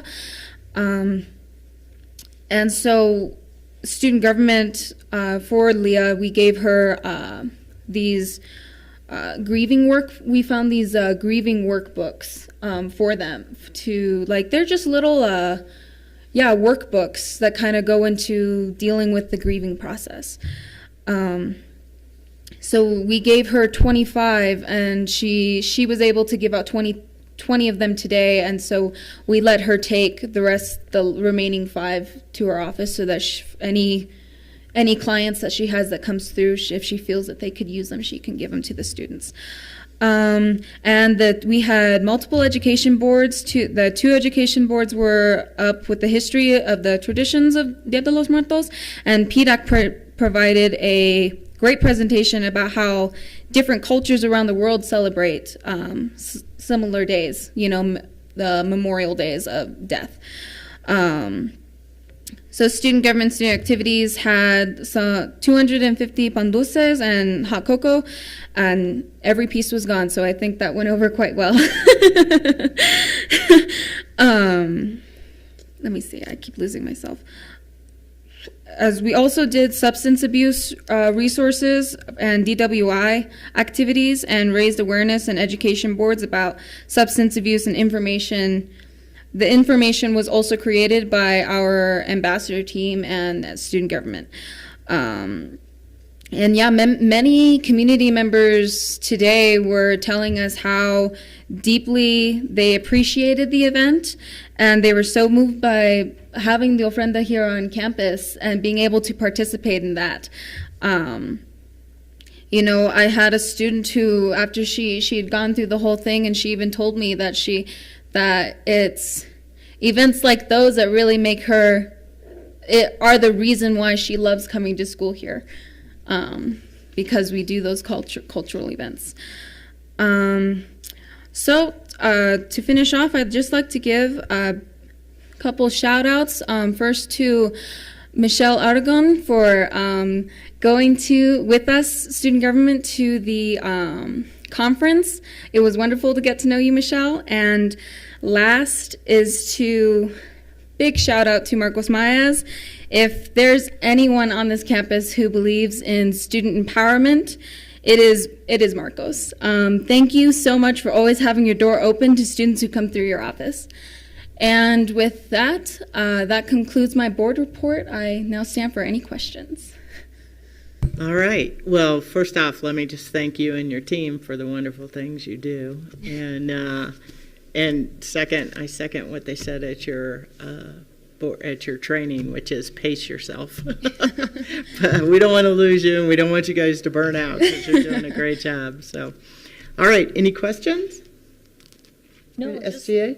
just thank you for bringing the snack cart to our evening class. Oh, you're welcome. Because there's no other food on campus. You're welcome. That was one thing we were able to share with our peers there at the conference. Was, you know, they didn't know really how to interact with students. Like, how do I do outreach? What do I do? And we just told them, like, honestly, the easiest thing is just to go give them a snack. That's what we do. And that's a great time that we can give out information about us as well as any events that are going on campus. You really don't got to think that hard about it. I don't think it's just as simple as, do you want a snack and a drink? Are you thirsty? You know, I think that was a big thing that a lot of us were going in with all these, like, I feel like student governments, it seems like we complicate things more in our heads than they really are. And that was something we were all able to bounce off of each other. It was quite a wonderful experience, really. I was able to, my favorite part personally was just being able to do that, to network with different student governments across the country. And, you know, we were able to swap information. You know, we found that a lot of us were trying to tackle different situations at our school. And so we were able to, swap information so that we can keep into contact, like, hey, how's it going? What's going on over there? So, yeah, that was quite wonderful. It's great to network. Well, thank you. Thank you so much. You're welcome. And I do love what you've done. Walking in today, seeing all the different memoriams for different people. Thank you. It's fabulous. Thank you. And that'll be up till Monday. So anyone who hasn't seen it, you have time to and to participate. Thank you. Thank you. Alrighty. Next thing is President's Report and Presentations. Over to you, Dr. Rowley. Thank you, Madam Chair. I'd like to start with the Employee of the Month. This month, the employee that we're recognizing is Lauren Smith. Lauren is the Student Achievement Coach for TRIO and also an adjunct English instructor. And she was nominated by Michael Hendrick from the Tutoring Center. He's a master tutor in the Tutoring Center. So congratulations, Lauren. You can see the recognition there that Michael submitted, and I know from personal experience and chatter everywhere that Lauren does a great job. So it's nice to be able to recognize her there. So on to my report. I have several things to let you know about. And as always, you know, the lengthy report is submitted. So if you have any questions about that too, I'll try to answer those. And if I don't know the answer, somebody in this room will know the answer. First of all, I want to give you a little bit of an update on the film project that we're embarking on with the county and with the Stagecoach Foundation. The MOA has been signed. So that is like baby step one in some ways. And so now it's going to go to the county commissioners in November. It was supposed to go in October, but we all know how these things go. And so now it'll be in November, and then we will start working on lease agreements to figure out what we need to put in that. And so then we will bring a draft, of that to you all, because you all will have to approve that. And so just to kind of give you a little bit of an overview, in the MOA that we signed, and that what's out there, and we can send this around if you'd like to take a look at it, but there is a very high level budget in there, and it's high level in that it's not very specific. intentionally, and high level too, because we don't really know exactly what we need to do at this point. But because the county has $900,000 in ARPA funds, they need to see, some sort of a proposal and how that would be spent. And it's in infrastructure for preparing the site, like some concrete and anything that we might need to do to pull power or anything like that. But all of that, it's one of those budgets you have to do at this point that is it's a guess, but it's a good guess. So as it becomes not a little bit more definitive, we'll share that information. I wanted to point out too that Chess received a national award actually from Workday, what they call the Trendsetter Award, in partly for their governance structure, and then also for the work that they're doing in implementing Workday in a voluntarily collaborative manner, and that we're not a system or anything like that. We're just colleges that have come together to do this. I'm really glad to hear that the Faculty Senate is bringing Mindy in on a regular basis to keep you, because I'll let you know if there's something that I hear that may not be going right. She's generally my first call too, to find out what's really going on. So you'll get a sense of a good balance of the high level and then like where they are today. But we have a presentation, I think, scheduled for our next meeting in November, or is it? Well, it's whatever I told you or asked you about. That's when it is. To let you know kind of where we are and how many people are involved. There are obviously more people involved in the student information system implementation than there even were in the ERP, because the student system is it's a massive project. But up to this point, we are still on schedule and in budget, and we'll just keep going along. We are also currently preparing for the 60-day legislative session. The LFC committee hearing for the higher education budgets, as I understand it, will be December the 11th, which in the morning. That's the same day we have a board meeting, but generally we go from like 9 to noon or something like that. And that could change, but I suspect that will hold. And so that will be where we do the joint higher ed budget presentation with the four-year universities and then also with the branch colleges. We will be asking for a compensation increase. I will tell you that the legislature has more than signaled that, they will not be looking at anything beyond inflationary increases. And I don't know what number everybody's working with right now, whether that's 2 or 2.5 or whatever. And the reason for that is that the revenue forecasts for the state are lower than they have been. Oil and gas revenues are kind of leveling off. This has been projected for, 3 years or something like that. Up until this year, we've had record increases in the amount of funds that we've generated from oil and gas. And now we will still have a little bit of a surplus, but probably enough to where they feel like most of it should go into the reserve fund. But they monitor it all the time. So there's a revenue projection that comes out pretty much monthly, and so we stay on top of that. On November 5th, Santa Fe Community College is hosting a veteran ceremony. We do this every year. It's obviously not on Veterans Day because we are closed on Veterans Day, and so we're doing it the week before Veterans Day to honor all of our faculty, staff, and students who are veterans or have family members who are veterans. So I encourage everybody to come out for that.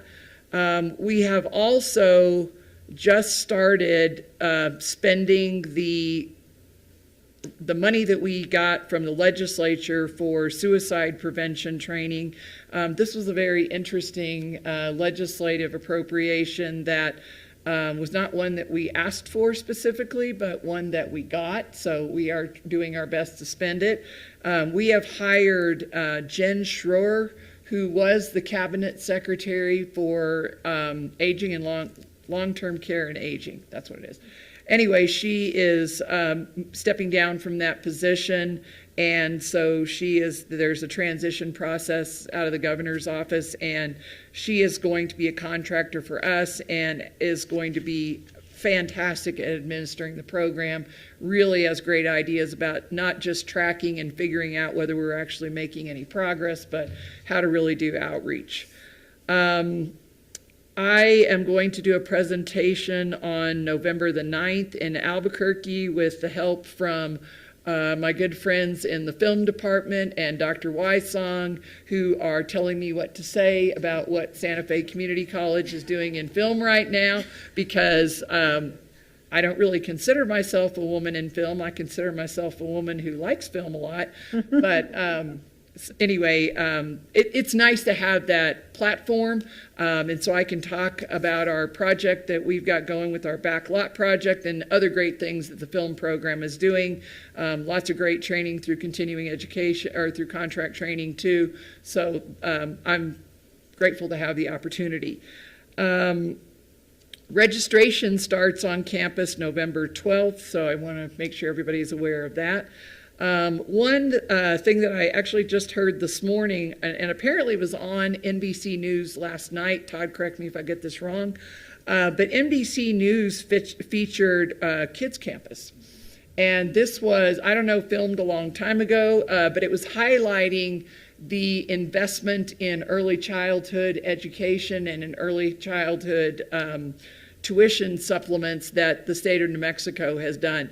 So they featured a family from Kids Campus, and they were really talking about how the state actually approved, the voters approved using part of the permanent fund for early childhood to allow families to get most of the tuition for childcare covered. And so I believe you can make up to $120,000 a year, and you can still get free or almost free tuition for any licensed childcare provider in the state. And then also there's funding in there too, where we've been able to pay our early childhood educators more than we were in the past, because that was a huge problem and a big struggle that a lot of people were trying to figure out, and then the state has stepped up and said, no, we get this, we have to pay people more. So that's happening too. And then finally, I want to remind everybody, if you haven't voted, please make sure that you vote. And on the ballot this year, there are two higher education bonds. Bond 2 is for libraries, all state libraries, higher education, public school, and public libraries. And so Santa Fe Community College's library will receive, I want to say it's $60-some thousand from that, which is, a nice amount. And then Bond 3 is for higher education capital projects. So again, again, just to remind everybody, no tax increase for any of those, and that is the main thing we have to remember to point out.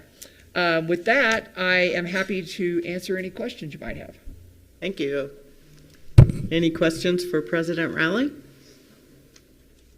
All right, thank you very much. That was a good update.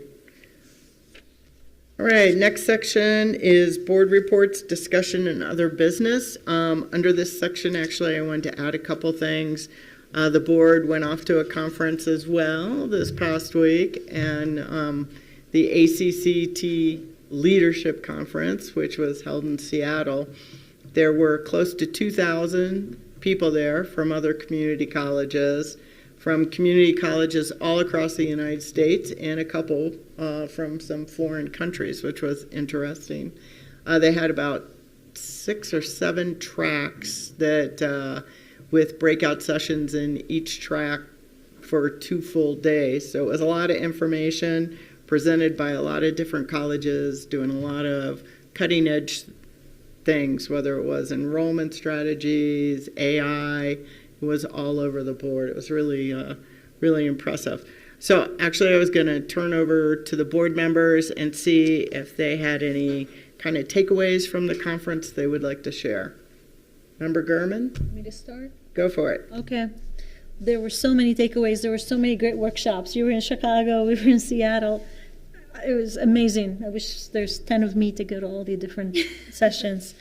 Quick takeaways. There was a lot of emphasis on supporting students with wraparound services. that helps with enrollment, helps with completion. And there was a lot of ideas about how to do that.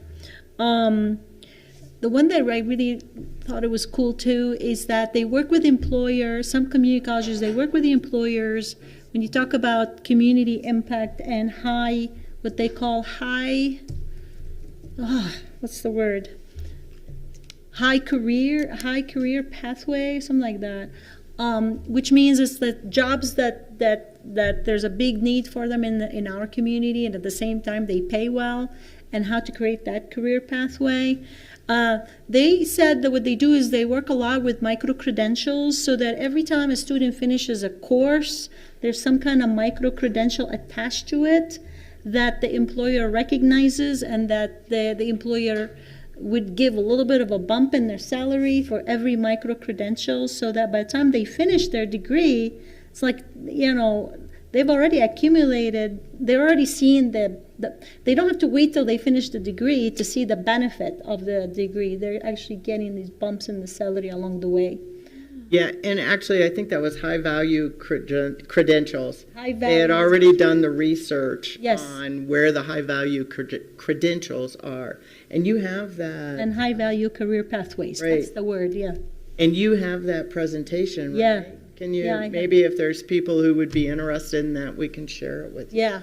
I've shared it with board members and the President Rowley, yeah. There was also a lot of best practices and research is being done that the ACCT is the Association of Community College Trustees, and they are going, they're providing all that research and these best practices as a resource for us, whether it is in policies, whether there's new strategies in enrollment and or completion. One of them is one college, one of the community colleges that have like Aspen Award, Aspen Prize is like one of the top prizes, is that they really hired a third party to call every student who attended the community college but have left and didn't finish and disappeared, and they went back to like 5-10 years back, and they were able to increase their enrollment by 14% in 1 year, just because by just calling everybody and recalling.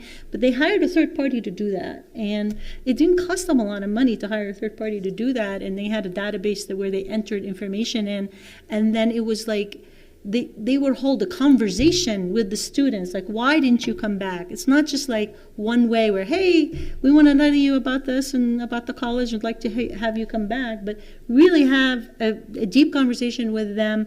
And then again, what are these wraparound services that the students need so they can come back to college and finish? So I was impressed by that. And I mean, the third party was like, they said their cost was like $33,000 to call a lot of students. I don't remember the number now, but I have all those notes too. So there's a lot of takeaways. There was a lot of AI demonstration, AI supported software for colleges. There were vendors there doing demonstrations, and let me tell you, AI is going to increase our efficiency. Nobody's going to lose their job, but it's going to really increase efficiency. They have all this really cool software that they're building for colleges so that they can keep track of students, so students can get the resources they need. It was really fun to see this AI stuff. And the workshops for AI were so packed that sometimes I couldn't even get in the room. I mean, it was just so hard, but we're keeping up. Thank you. Yeah, it was very, very valuable. Let's see, Member Wilson or Vice Chair Quintana, anything you would like to add as a takeaway? Yeah, I have a couple of things to contribute. So I chose to focus my participation on two tracks. One, board efficiency and effectiveness, and that is a continuation of the work from last year's conference and kind of the changes to how we're doing meetings this year and streamlining our processes. Right, it's still a work in progress, and I think there's more efficiency that we can achieve, but for now, I think we're on the right track. And so those meetings really help to reinforce what we've started to do here this year. And again, gave additional ideas and insights into how we can continue to do this better. The second area I focused on is tied to a board goal that we set for this year related to advocacy, and how us board members as elected officials can connect with other elected officials at the local, state and federal levels. And that was extremely helpful in terms of how to organize ourselves around this work in a way that allows us to be consistent with the messaging of the college, with NMICC, and with the other community colleges in New Mexico. So lots learned there. I think there's definitely some work and improvements that we can do as board members to improve our advocacy, or to start our advocacy in coordination with SFCC and maybe even NMICC. So stay tuned for updates there. Thank you. Member Wilson, anything to add? Yeah, it was a pretty nice conference. I enjoyed it. Got to meet a lot of really interesting people all over the country. I agree with the assessment of the student government that what people have been asking me about what I got out of it, and I'm like, a list of lots of really interesting workshops I went to, and the key goal is going to be not to try to do all of them, but to try to focus in on a couple things we can really accomplish. But there's an awful lot there, and I look forward to, in coming months in this part of the meeting, maybe doing a little breakout and talking about some of the workshops I did go to and what the big takeaways were.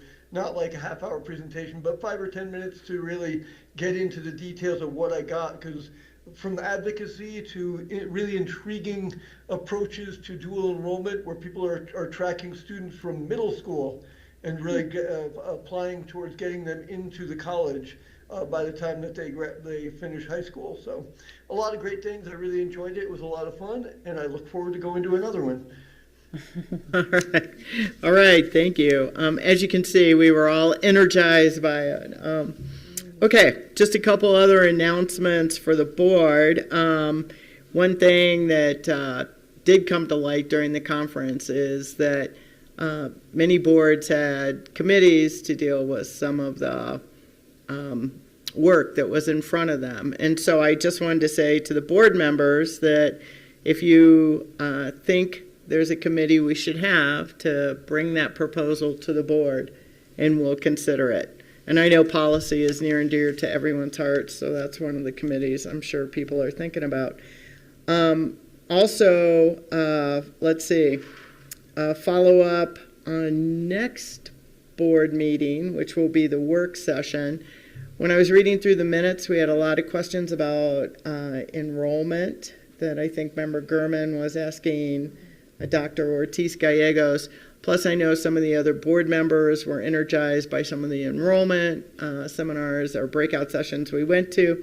So I was hoping we could have Dr. Ortiz Gallegos at the work session in November, and maybe we could talk about the kind of information that we would want there. Let's see. So those were kind of my announcements for board discussion and business. Anything else from the board members? Okay, moving on to the next section, section 12, public comments. Audrey, do we have any? We have 3 public comments. Okay. Ready?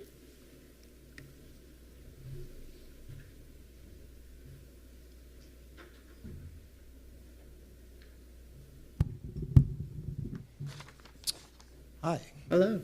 Hi. Chair Pugh, President Rowley, and the rest of the governing board. I'm Dr. Lenny Gannis, and I am a full-time faculty member here. I'm Department Chair of Science, and I am the full-time faculty union president. And I'm here today in sort of all 3 of those roles. I'd just like to begin that the retention stipend that the union, AFTA-UP, negotiated last spring was a real positive step towards increasing faculty compensation.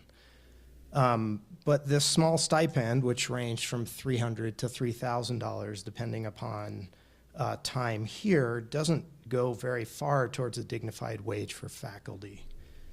And continuing to ignore low salary in the context of the high cost of living in Santa Fe has real consequences for faculty. At this governing board in February, you heard from faculty about those personal impacts of the low compensation here at Santa Fe Community College. And as a consequence of this low salary, the science department will be losing 2 full-time faculty in the last 2 years because they couldn't afford to live here in Santa Fe or to live in New Mexico at all. So Doctors Gianna Hernandez-Mendez and Chris McGlone both spoke here in February.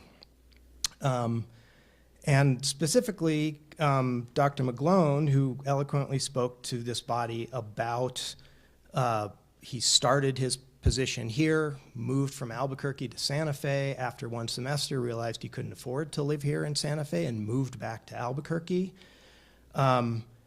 He just announced that he will be leaving Santa Fe Community College. And the reason he's leaving is because he can't afford to live in Santa Fe. And he'll be going back to teach as an adjunct at CNM and make more money than he makes here at Santa Fe Community College as a full-time faculty member. And I personally am very happy for him making that decision, but I am also very sad to lose a fantastic colleague and to lose an incredible teacher that we have for our students. And we will be searching to replace Dr. McGlone's position.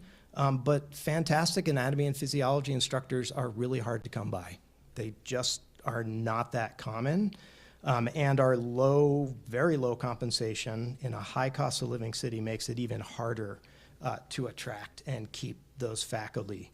And I fear that our ability to teach the pre-nursing students will be negatively impacted by losing Dr. McGlone.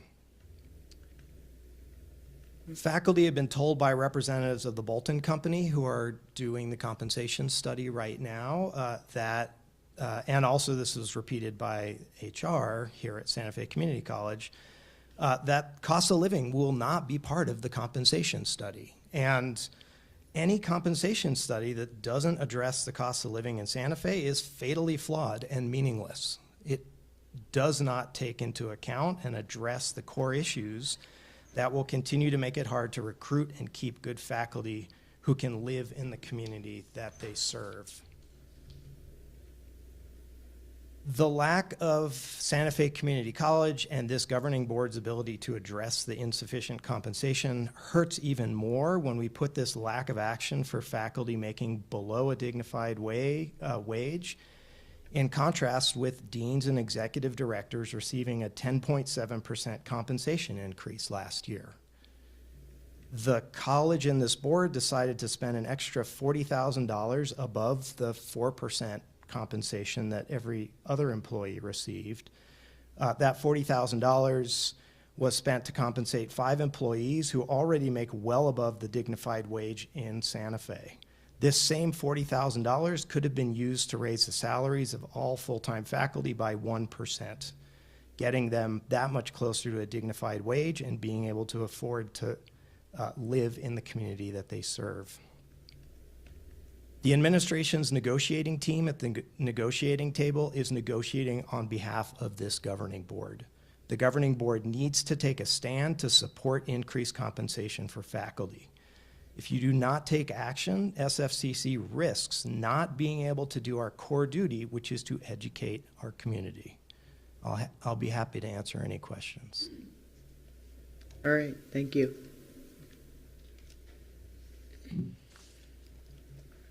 Maureen?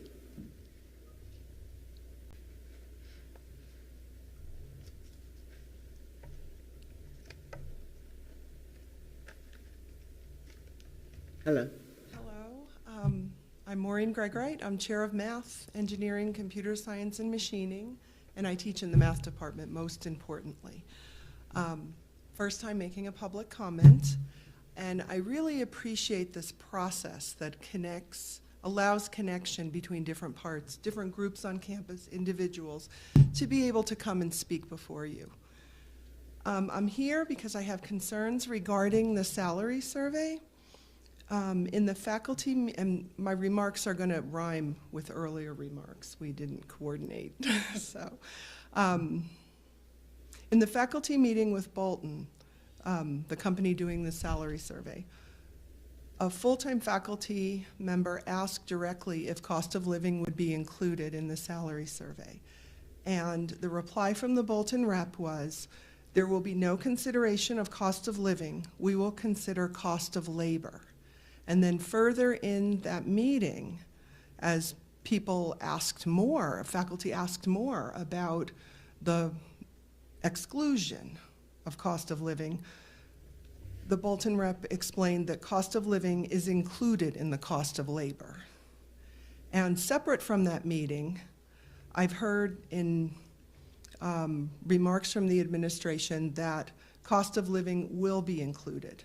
So I really would like transparency and clarity on which is true. Also, after that meeting, I really wanted to look into cost of labor because I really didn't understand it deeply. And what I found is cost of labor is a cost incurred by the college, including sums of wages, payroll taxes, and benefits. But cost of living is cost incurred by the employee, rent, health costs, food. So cost of labor is impacting the purse of, or the budget of the college, and cost of living is impacting a budget or purse of an employee. And another way to look at cost of labor is what employers pay to attract and retain an individual with education, experience, and skills to do a job. We're not retaining faculty. Just in my little corner of the world, I know of 2 faculty, and they are the same that Lenny referred to. I knew them personally. We lost a science faculty member who was so excited to be here, purposely chose an institution like ours to work at, was creating science classes in Spanish, which really serves our community, but she really could not afford to live in Santa Fe. So we did not retain her. The other faculty member in the science department is leaving soon. He was excited to have a full-time faculty position at Santa Fe Community College, tried living in Santa Fe, that didn't work, moved to Albuquerque, still could not make ends meet, so we're losing him. We are not retaining him. Another way to look at cost of labor is what employers pay in each geographic area. So I'm really wondering, and I don't know if there will be transparency on this, but who are our comparison schools? And are these comparison schools, do they have comparable cost of living? For example, if we're compared to a school in Albuquerque, one metric of cost of living is median home price. In Santa Fe, the median home price is $437,472. In Albuquerque, the median home price is $259,102. So that's a pretty big disparity. So that should be considered in the choice of comparison schools. If you're looking for, in cost of labor, a comparison in a geographic area. So I think those comparison schools are very important. So I hope that there's transparency to at least the board to know who the comparison schools are, and you make a determination on whether you think that's proper. So what I'm asking is for the board, the board is that the cost of living be included in the salary survey, as well as the retention of faculty in the cost of labor. And a fair salary is one that is fair to the institution as well as the employees. And I thank you so much for allowing my remarks today, and I stand for any questions. Thank you. Thanks. And Kate McCahill is online. Okay.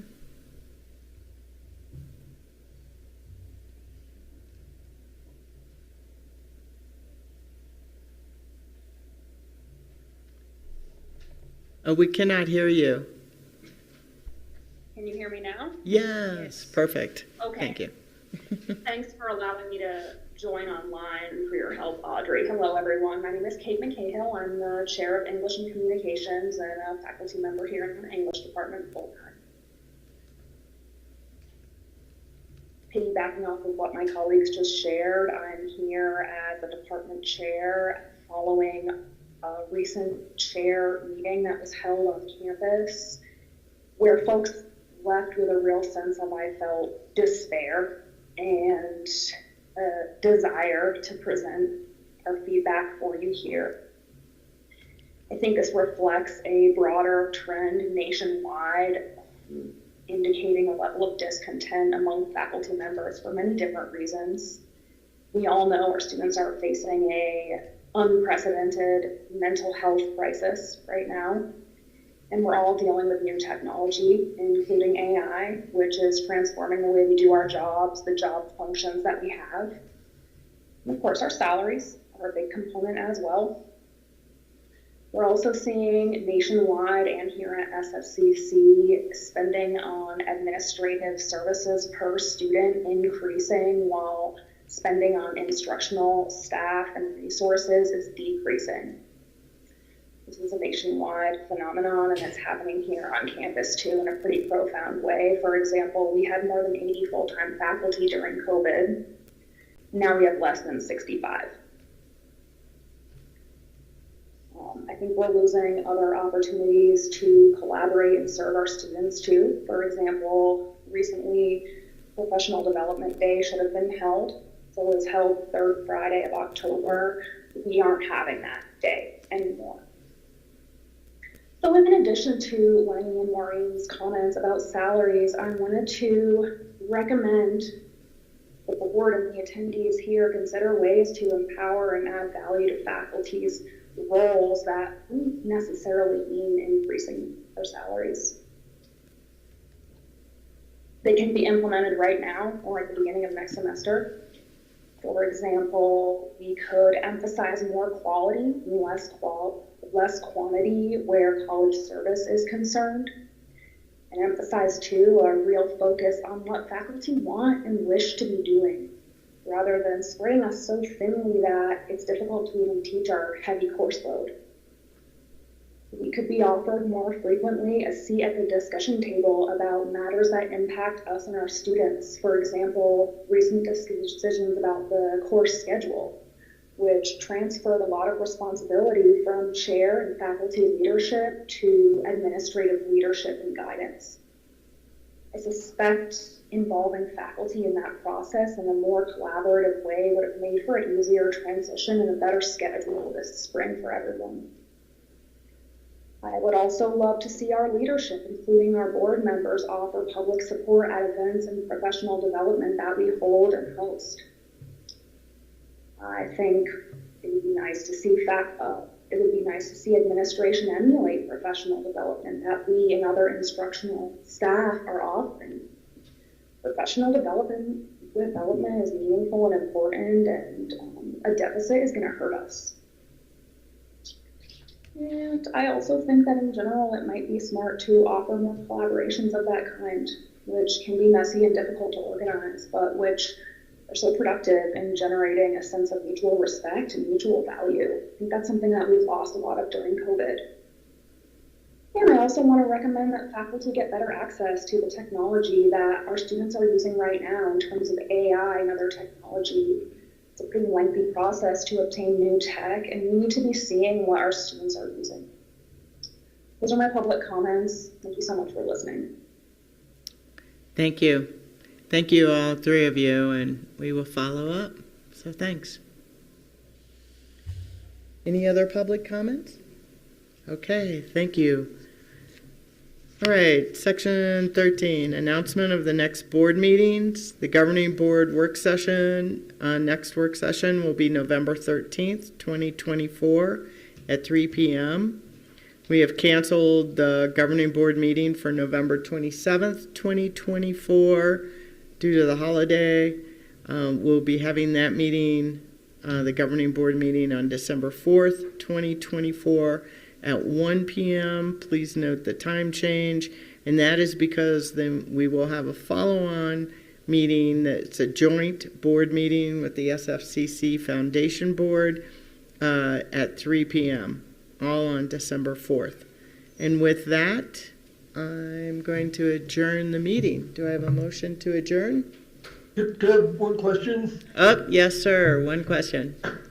I was just, given the nature of the comments, and I know because it's not an agenda item, we shouldn't be responding to things that come up there, but I'd like to request from President Rowley, there were 3 things that concerned me. One, I'd like to get a report on the status of the Bolton survey and whether or not we are including, or what are we not including in that survey. Second was the allegation that a full-time faculty is taking a job as an adjunct in Albuquerque and is getting paid more money. Is that really a possibility? And if we could get some information back on whether that is really a thing or possible. And also, just those 2, I guess, for now.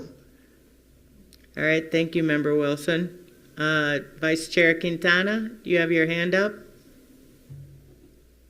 Yes, so Member Wilson, I've started a draft follow-up with some of the points that you just raised that I will send to President Rowley for us to get additional information on.